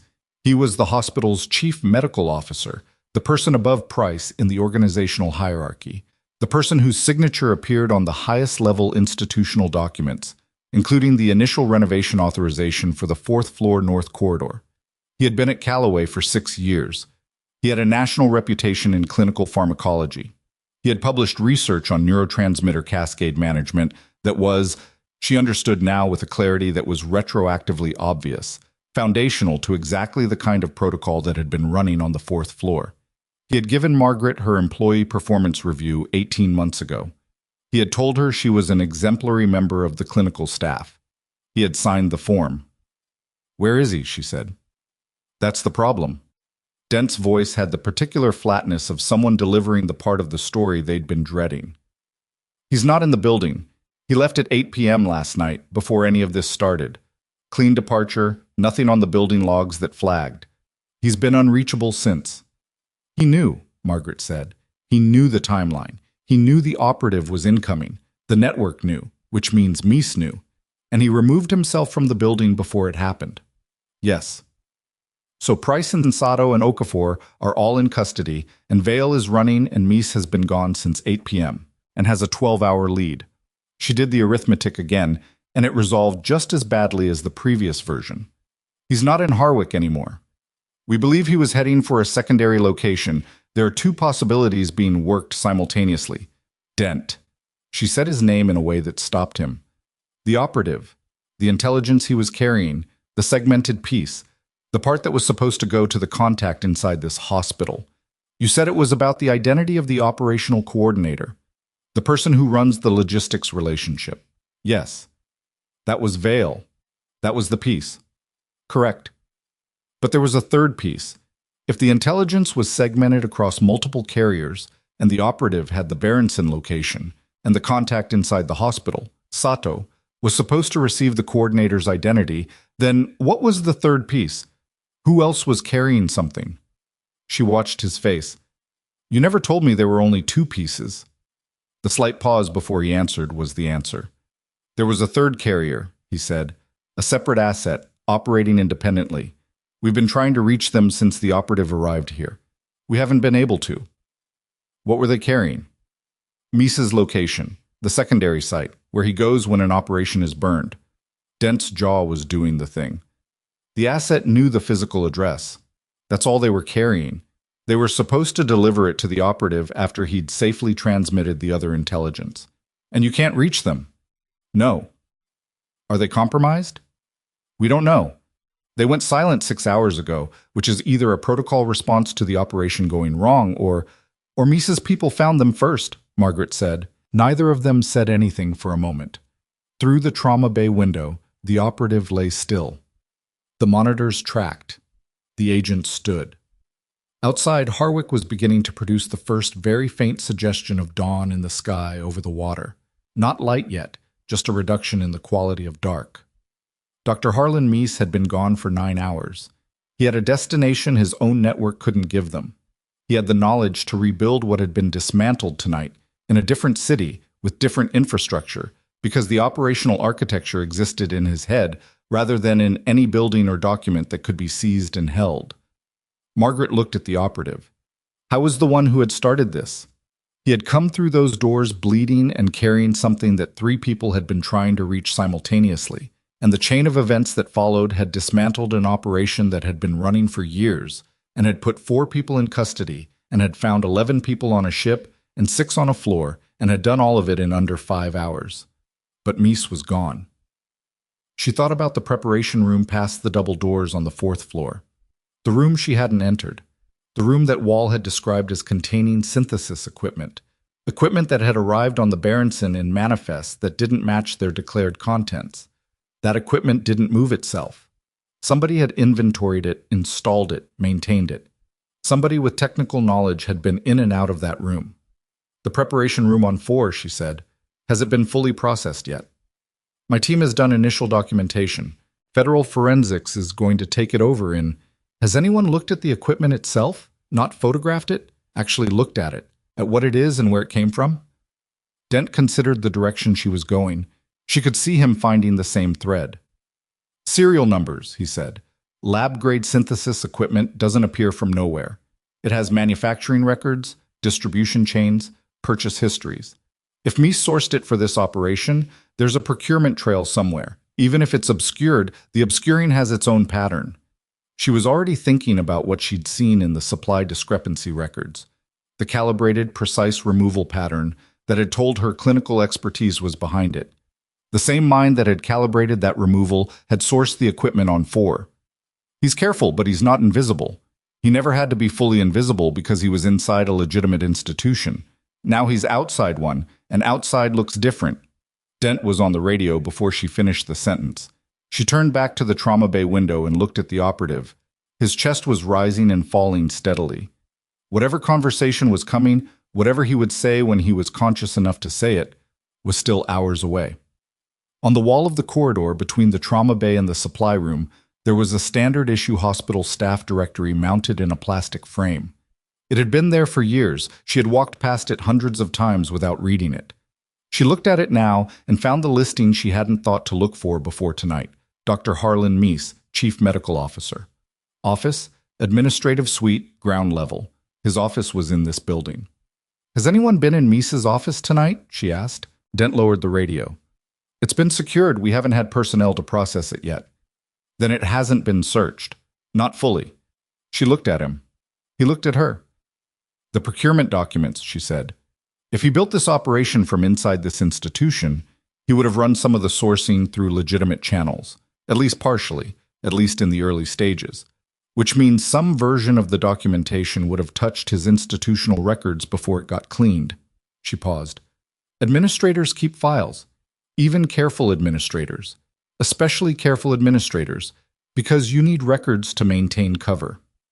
Dent was already moving toward the administrative wing, and she was moving with him because the office was 20 meters down the corridor and the forensics team was 20 minutes from the building, and the difference between what they'd find in 20 minutes and what they'd find in 25 was potentially the distance between a man who disappeared into the network that had built him and a man who ran out of road.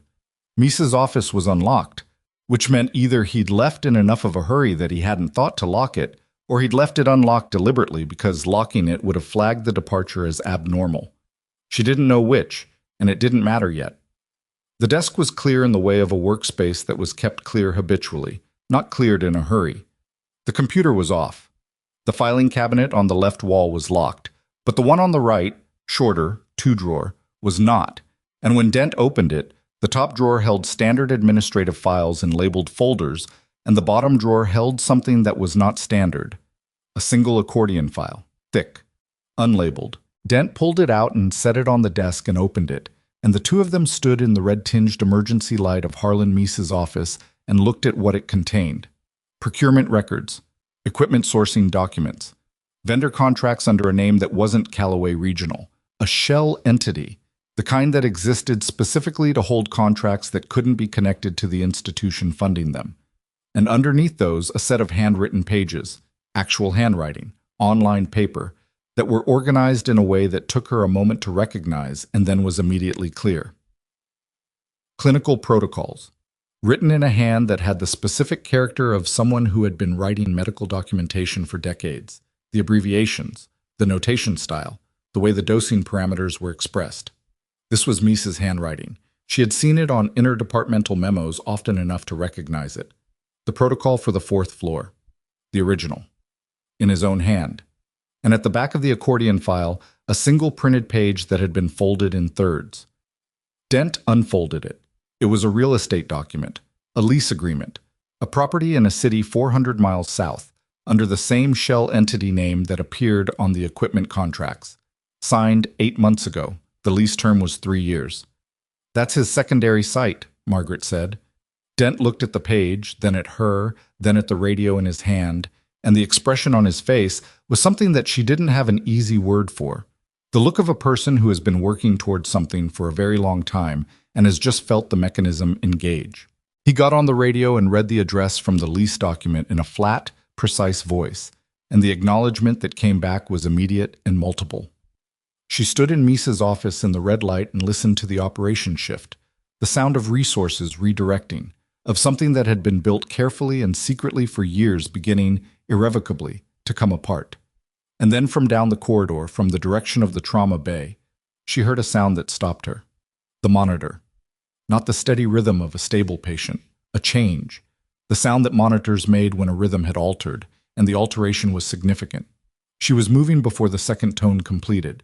She pushed through the trauma bay door, and both federal agents were already on their feet, and the operative was awake. Not partially, not the half-conscious state of earlier, but fully, abruptly, with the sharp and disoriented consciousness of a person whose body has just decided that enough time had passed. His eyes were open. He was trying to sit up, which was going to compromise the chest tube, and his heart rate on the monitor was high and climbing because his nervous system had just slammed back into full operation after hours of chemical suppression. "Stop," Margaret said sharply. "Don't move. You've got a chest tube, and if you pull it, you're going to have a different kind of night than the one you've already had." He stopped. He looked at her, His eyes were the same dark brown she'd cataloged hours ago, and they were fully alert in a way that told her the neurotoxic cascade had resolved enough for his cognitive function to have returned to something approaching baseline. "Hospital," he said. "Callaway Regional. Harwick, Oregon. You're stable. You need to stay still." I was doing a rapid inventory, eyes moving around the room, cataloging the agents, the equipment, the door. She recognized it as a trained response, the automatic situational assessment of someone for whom waking up in an unfamiliar location with a chest tube was not entirely outside their professional experience. "Who's running the operation?" he asked. "Commander Dent. He's down the corridor. You've been out for most of the night." "The ship?" "Secure. The people in the hold are being treated. You can get the full brief from Dent when you're stable enough to move." He absorbed this. He was making decisions about what to say and in what order, which was also a trained response, and she could see him working through it. "I need to tell someone something," he said. "I've been holding it since before—" He stopped. Something moved in his face. The name. The coordinator's name. Vale. We know about Vale. We know about all of them. Price, Okafor, Sato, Vale. She watched his face as she said the last name. "And Mies. We know about Mies." The expression that crossed his face wasn't relief exactly. It was something more complicated. The look of a person who has been carrying something at enormous personal cost and has just been told the cost was worth it. "Then there's one more thing," he said. His voice was steadier now, settling into a range that she thought was probably closer to his actual register. "The third carrier, the asset who was supposed to deliver the secondary location. I need you to tell Dent that the asset is not compromised. They went silent on protocol because of the timeline change." He paused. "The location they were carrying is different from whatever Mies put in writing. He has 2 secondary sites. The lease document—" He looked at her face. "You found a lease document. An hour ago." "That's the decoy," he said. "He uses legitimate paperwork as misdirection. The real secondary location isn't on paper anywhere. The asset has it." He held her gaze. "Tell Dent the asset's call sign is Meridian. They'll know how to reach them." He stopped, and his face shifted with the effort of what he was going to say next. "And tell him that when they reach Meridian—" His voice caught slightly, the first genuinely human fracture in everything he'd said. "Tell him Meridian has been under for 8 months. Whatever condition they're in when they find them, they didn't choose it." Margaret looked at him for a moment without speaking. Then she turned and walked to the trauma bay door and opened it and said, "Dent," in a voice that carried down the corridor. And when he appeared, she told him everything the operative had said, word for word, without editorializing, because that was what the moment required. Dent's face, as he heard the call sign, went through something that he controlled immediately and completely. But she caught it, the fraction of a second before the control arrived. The look of a person who knows who Meridian is. He got on the radio, and down the corridor in the first gray light beginning to reach the windows of Callaway Regional Medical Center, the night began. Finally, incompletely, with at least one thread still pulling, to resolve into something that was going to take considerable time to fully understand, and that Margaret Voss, who had walked into this building at the start of her last shift 19 years and 1 night ago, was going to be at the center of whether she had chosen that position or not. Dent reached Meridian at 4:51 a.m., not by phone. The call sign opened a protocol that Margaret didn't have clearance to understand fully, a layered contact sequence that required 3 separate relay confirmations before it produced a response. She knew this because she was still in the corridor when it happened, sitting on the floor with her back against the wall outside the trauma bay. Because there were no chairs, and her legs had decided, independently of her intentions, that they were done with the vertical for a few minutes. She heard Dent's voice shift when the confirmation came through. Not louder, not more emotional, but differently weighted, the way a person sounds when something they have been afraid to check on has come back with an answer that is not the worst possible one. Meridian was alive. The details came to Margaret in pieces over the following hour, assembled from fragments of radio traffic and the things Dent told her directly when he had a moment, which wasn't often. The asset had been under for 8 months, embedded inside the Aldrin Network's logistics chain at a level that had given them access to operational information that no external surveillance could have reached. They had gone silent on protocol when the Harwick operation began to fracture, because surfacing prematurely would have burned not just themselves but the intelligence they were carrying. They had been waiting in a location that Dent's people reached at 5:23 a.m. for the signal that it was safe to come out. The signal had come in the form of Dent's voice on a specific frequency, speaking a specific phrase, and when it did, Meridian walked out of a rented room above a closed restaurant 4 miles from the harbor and got into a vehicle that had been looking for them for the better part of a night. They brought the address with them. The real one. Harlan Meese's actual secondary location, held in Meridian's memory, rather than on paper, precisely because Meese was careful enough to know that paper could be found, and a person's memory required considerably more direct intervention to access. It was a property in a converted industrial building 90 miles north, across the state line. Meese had been there since approximately 9 p.m. the previous evening. He had arrived ahead of the Harwick operation's failure, which confirmed that he had known the window was closing, that the operative's arrival had been anticipated, that the network had been preparing for a controlled burn of the Callaway infrastructure. What he had not anticipated was the speed of the collapse, or the fact that every layer of the operation below him had been dismantled before he could activate the evacuation protocols that would have taken him further than 90 miles. The team that reached the industrial building found him in the process of destroying documents. Not panicking, he was not the panicking type, apparently, or had trained himself out of it, but working through a systematic destruction protocol with the focused calm of someone who had prepared for this contingency and was executing it. He had a fire going in a metal drum in what had been the building's loading bay, and he was feeding files into it in a sequence that suggested he was working from the most operationally sensitive down.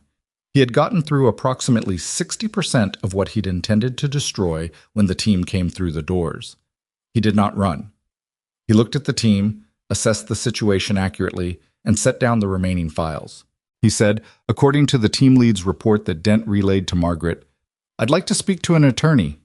And then he sat down on a crate and waited, with the specific composure of a man who had already accepted the shape of what was coming and had decided that composure was the last thing he could control. It was the composure that Margaret found, when she heard about it, the most disturbing part.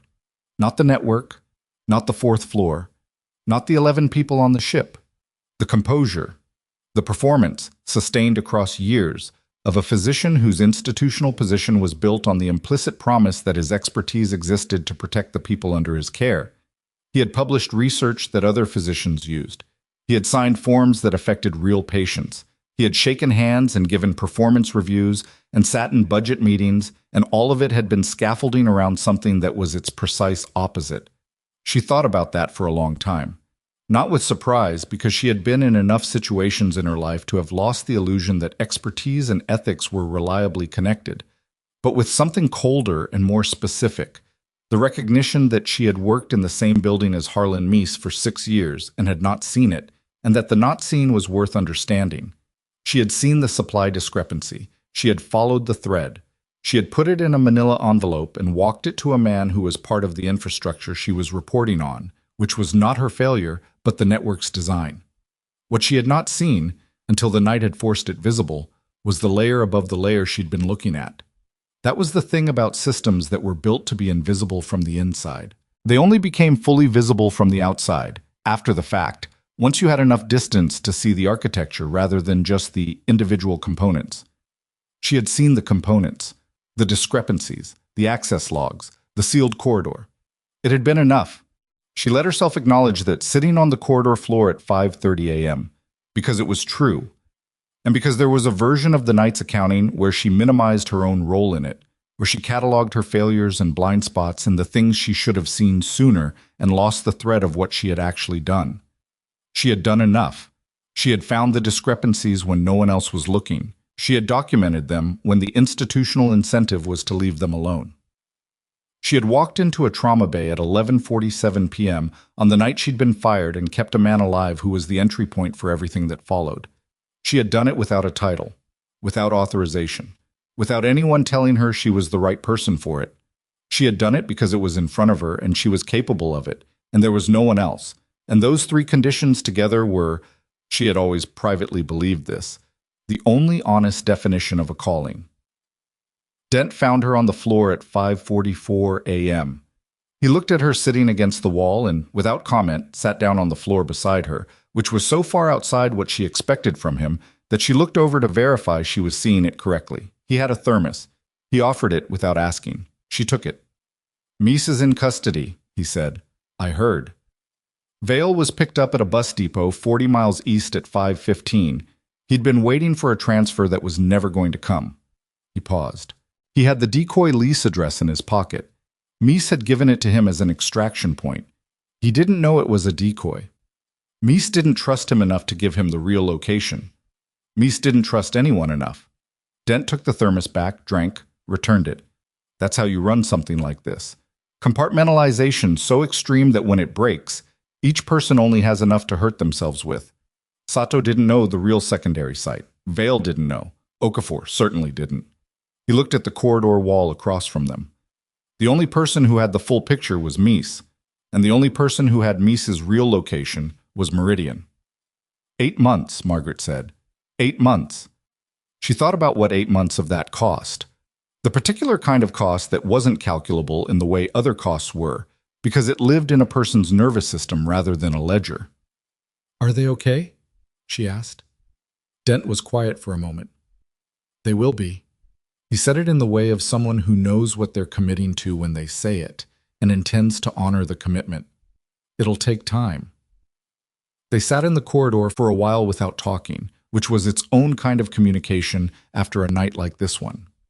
Through the trauma bay window, the operative was awake and talking to two people Margaret didn't recognize, federal from the look of them, with the patient demeanor of people who had very specific questions and considerable time to ask them. His color was better. His posture had the careful quality of someone managing chest tube discomfort, but his hands were still, which meant the neurotoxic cascade was continuing to resolve. He was going to be all right. That fact mattered to Margaret in a way that was partly professional and partly something else, the specific investment you developed in a patient when you had worked to keep them alive in circumstances where the outcome was genuinely uncertain. She had not known his name then, and she still didn't know it now, and it occurred to her that she might never know it, and that was fine. She knew what her hands had done. She knew what the outcome had been. That was always the part that was hers, the doing of it, not the recognition afterward. At 6:15 a.m., as the first real daylight began to reach the hospital's east-facing windows and turn the emergency backup lighting from red dramatic to merely dim, a woman Margaret had never met arrived at the trauma bay corridor with the bearing of someone accustomed to institutional authority and the expression of someone who had been awake since before the night in question began. Her name was Deputy Director Carla Wynne, and she was, Dent said quietly, the reason the federal response to the night's events had been as fast and as comprehensive as it had been. She had been running the Aldrin investigation from above Dent's level for 11 months, in a coordination structure that kept the operational teams separated to protect source integrity. She had been in a mobile command unit outside Harwick since 1 a.m., directing the convergence of resources that had made the Berenson interception, the fourth floor extraction, and the Mies apprehension possible. She walked directly to where Margaret was now standing. She had gotten up from the floor when she saw someone official coming, because some habits survived everything. And she stopped and looked at her with the kind of attention that was an assessment rather than a greeting. "You're Voss," she said. "Yes." "I've been reading your supply discrepancy report for the last 2 hours." She said it simply, without preamble. "The one you put in the envelope for Price 3 weeks ago. Our team recovered it from his office files. It was in his shredding queue." A pause. He hadn't gotten to it yet. Margaret didn't say anything. "You identified the calibrated removal pattern. You flagged the access log anomalies on the 4th floor. You connected the pharmaceutical supply chain to the sealed corridor." Wynne spoke as if reading from something, not because she was reading, her eyes were steady on Margaret's, but because the facts were that precisely organized in her head. "You did that as a floor nurse, on your own time, without resources or authorization or any institutional support, in fact, with active institutional opposition." "I did what the job looked like from where I was standing," Margaret said. "Yes," Wynne said. "That's exactly what you did." She let that sit for a moment. "I want to tell you that the report you wrote was better than 3 of the professional intelligence assessments I've received on this network in the last year. Not because of what you had access to, but because of how you followed the logic. You didn't stop when the pattern got uncomfortable. Most people stop there." Margaret thought about Darlene Okafor telling her Roland knows about it and leaving the break room. She thought about the specific social pressure of an institution closing ranks around something it didn't want examined, and how that pressure operated not through overt threat but through the accumulation of small signals. Someone leaving a room too quickly. A phrase dropped that was technically informational but functionally a warning. Most people were trained by that pressure from childhood. It was not weakness to respond to it. It was simply that Margaret had responded differently. "What happens now?" she asked. "Now." Wynne glanced toward the trauma bay and then back. Meese, Price, Sato, Okafor, and Vale are all facing federal charges. Meese's charges are the most substantial. We're looking at conspiracy, trafficking, conducting non-consensual human medical experimentation, obstruction, and several additional counts that the federal prosecutor's office will be working out over the coming weeks. She paused. These are not charges people walk away from. The documentation we recovered tonight, from the 4th floor, from Meese's office, from the Berenson's cargo records, is going to be the foundation of prosecutions that will take years to fully resolve, but whose outcome is not in serious question. And the people from the 4th floor? From the ship? Being treated. All 17 are alive. 4 are in serious condition but stable. Terrence Wall is already talking to investigators. He's been talking since the moment he could sit up straight, apparently.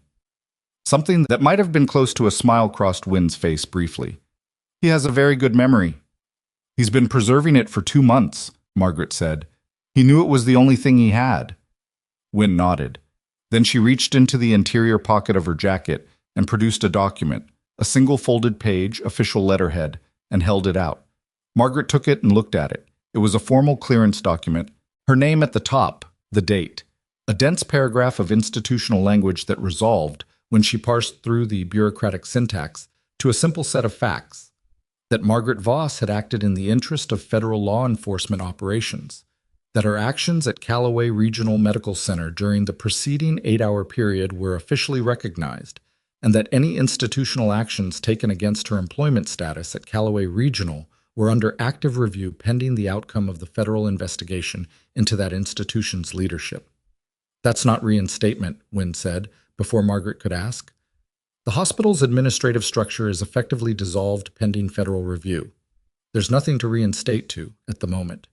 But what it is, she nodded at the page, is a record, an official one, in permanent federal documentation of what you did and why you did it and what it produced. Margaret looked at the document. She thought about the termination letter in the pocket of her scrub top, still folded in half, still using the careful language that corporate attorneys drafted to leave no room for recourse. The 2 pieces of paper, whatever they said in their respective institutional languages, were a before and an after. They were the record of a night that had started with one and ended with the other. She folded the clearance document and put it in her pocket beside the termination letter. "The staff here," she said, "the ones who weren't involved, Britta Sund, the others on night shift. What happens to them?" Callaway Regional as an institution has significant legal complications ahead. The administrative and clinical leadership is largely in federal custody. The clinical staff at the operational level, nurses, residents, non-administrative physicians, are going to be treated as witnesses rather than subjects. Wynne paused. It's going to be disruptive for them. There will be a process, but they're not going to be held responsible for what the institution's leadership was doing. Margaret thought about Britta, who had found her in the break room and told her about the men with weapons, with the expression of someone who has just seen something that doesn't fit any category they have available for it. She thought about the young woman who had run for the crash cart, the medic who'd handed her the flashlight without being asked. People who had done their jobs in conditions nobody warned them were coming. She knew what that felt like. "I need to go check on the patients from the 4th floor," Margaret said. They were being transferred to the secure ward on the 2nd floor. I want to make sure the handoff was done correctly. Wynne looked at her. The assessment look again, brief and comprehensive. "You're not on duty." "I know." A pause. "Then I won't stop you," Wynne said. Margaret went. She spent the next 2 hours moving through the 2nd floor, checking on the people who had come down from 4. It was not efficient in the way that institutional medicine was efficient. It was slow, and several of the handoffs had not been done to the standard she'd have required if she'd been the one doing them. and she fixed what she could fix and flagged what needed to be escalated and sat for 7 minutes with the woman who had held up 2 fingers, whose name was Petra Angel, who had been a graduate student in biochemistry before she'd been taken, who had been on the 4th floor for 63 days. Because Petra Angel was awake and coherent and in the specific distress of someone who has been in a controlled environment for a long time, suddenly encountering the ordinary chaos of a working hospital floor. And what she needed in that moment was someone to sit in the chair beside her bed and be present without agenda. Margaret sat in the chair. "Are you the one who found us?" Petra asked. "Other people found you. I was treating someone else downstairs." "But you knew about the floor." "I knew something was wrong up there, yes. A few weeks ago. I reported it." Petra looked at her.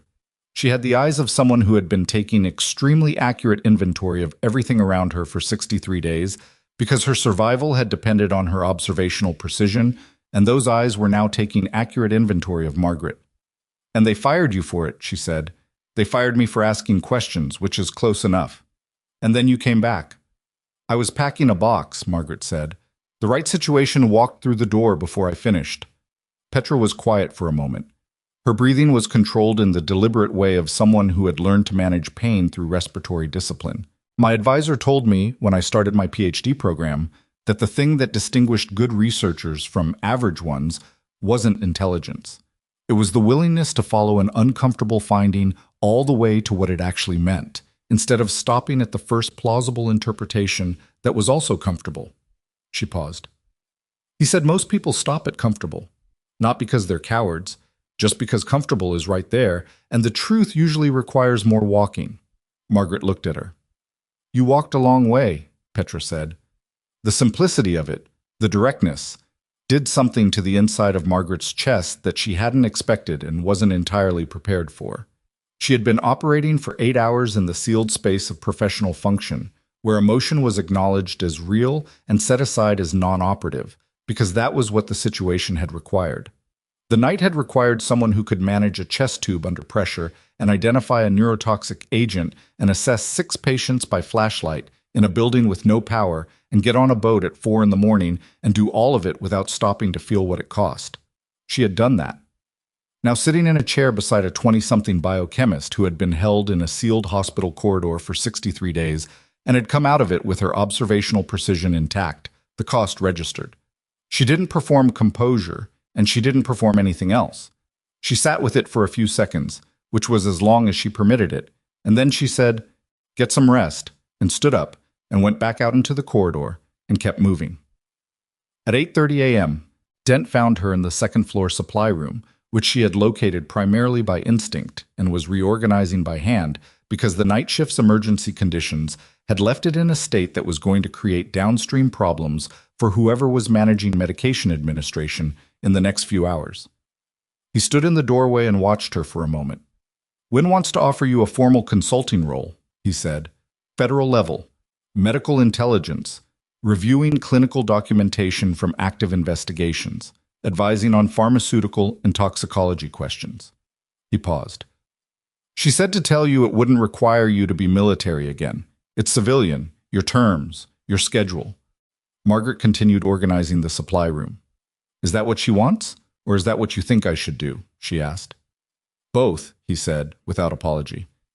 "You have a specific set of skills that most people with your clinical background don't have, and most people with your operational background don't have the clinical half. That combination is rare, and it matters."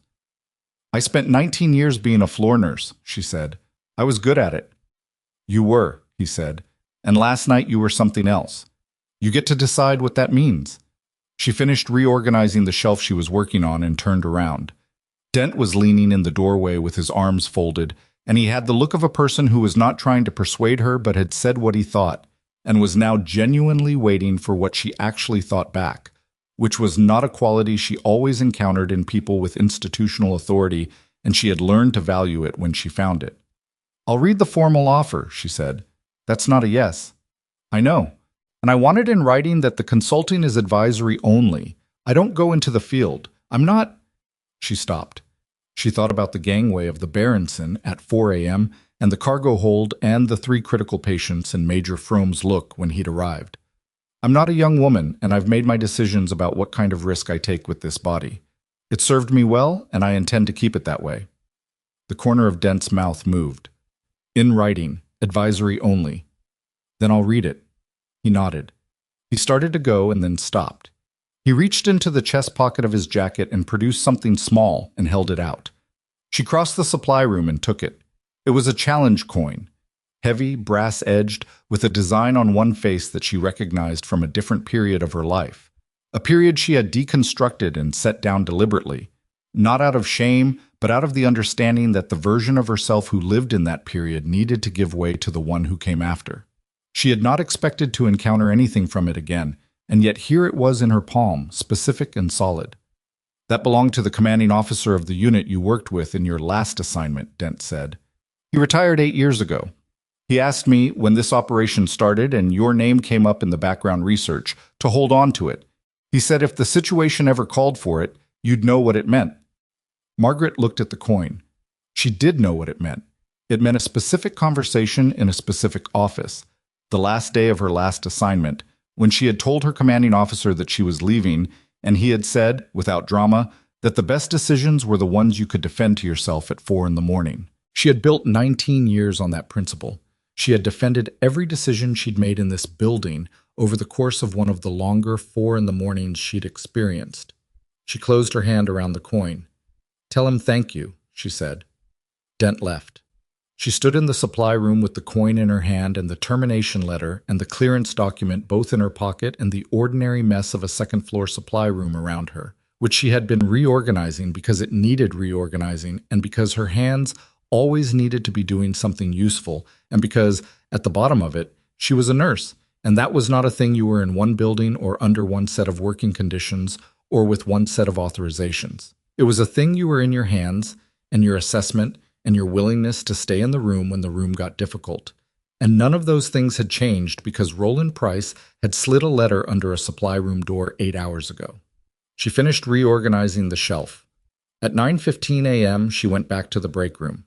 The cardboard box was still on the table where she'd left it. She looked at it. The photo of her brother at the coast, the chipped handle mug, the annotated reference binder.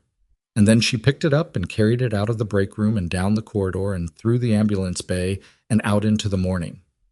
Harwick in early morning looked like any other mid-sized Oregon city. Gray sky, salt in the air, the particular quality of light that lived between winter and not quite spring. There were news vehicles on the street outside the hospital's perimeter, which had been established by federal barriers sometime in the last hour. She could see reporters talking to cameras, which meant the story was already moving. It would be in front of people before noon. She stood on the hospital's exterior ramp with her cardboard box and looked at the city and thought about what it meant that this ordinary-looking place had contained, for as long as it had, what had been on the 4th floor. She thought about Terrence Wall writing a report that never got submitted and being brought to a sealed corridor 8 months ago. She thought about a biochemist named Petra counting 63 days. She thought about what Petra's advisor had said, about following the uncomfortable finding all the way to what it actually meant. The thing about that principle, the part that people often missed, was that it didn't make the walking easy.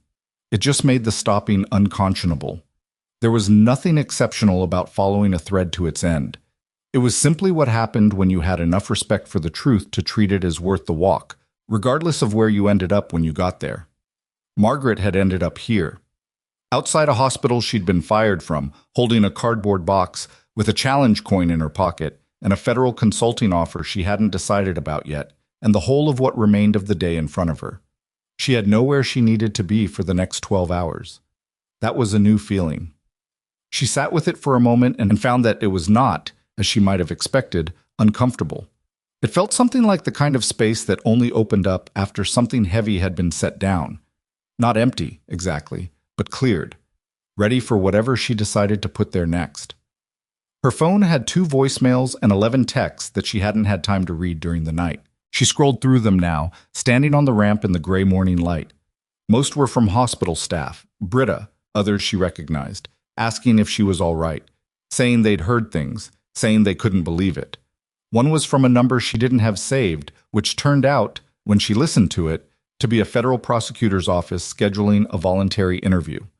The last text was from Terrence Wall, who had apparently gotten her number from someone and sent a message at 7:43 a.m. that said only, "They told me it was a nurse who flagged the floor. I wanted to say something, but I don't know what the right thing to say is. So I'm just saying, I know." She read it twice. She typed back, "Rest, eat something. That's the job for today." She put the phone in her pocket beside the coin and the two pieces of paper that represented the before and the after of a single night, and she picked up her cardboard box. And she walked toward the parking lot where her car had been sitting since the previous afternoon, with the slightly optimistic intention that she would be driving home by midnight. She was considerably later than that. But she was walking out under her own power, with her name intact and her record clear, and her hands, still capable, still sure, still the most reliable thing about her, free to do whatever came next. That was enough.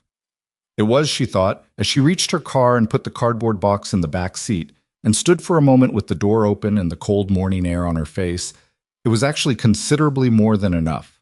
It was the thing that institutions and administrators and people who signed termination letters at midnight fundamentally misunderstood about the people they believed they were dismissing. They thought the power was in the authorization, the badge, the title, the signature on the form. It was not. The power was in the knowing how. In the 40 years of accumulated skill and judgment and presence that lived in a person's hands and eyes and professional instincts and did not disappear because someone decided it was inconvenient. You could fire a nurse. You could escort her to the exit and lock the door behind her and use whatever institutional language was necessary to make the removal look like a decision rather than a reaction. What you could not do was fire what she knew or who she was or what she was capable of when the moment required it. Margaret Voss had walked back through those doors. Not because anyone invited her back. Not because she was reinstated or forgiven or recognized or given permission. She had walked back in because a man was dying, and she was capable of changing that, and she was standing right there. And those three conditions together had always been, would always be, sufficient reason. Everything else that had followed from that. She got in the car. She drove home through the gray Harwick morning, past the ordinary infrastructure of the city that had no idea yet what had been resolved inside it while it slept. She would sleep for a few hours. She would read the federal offer. She would call her brother, whose photo was in the cardboard box in her back seat, because he deserved to hear her voice and she deserved to hear his. She would figure out the next thing. She had always figured out the next thing. That was not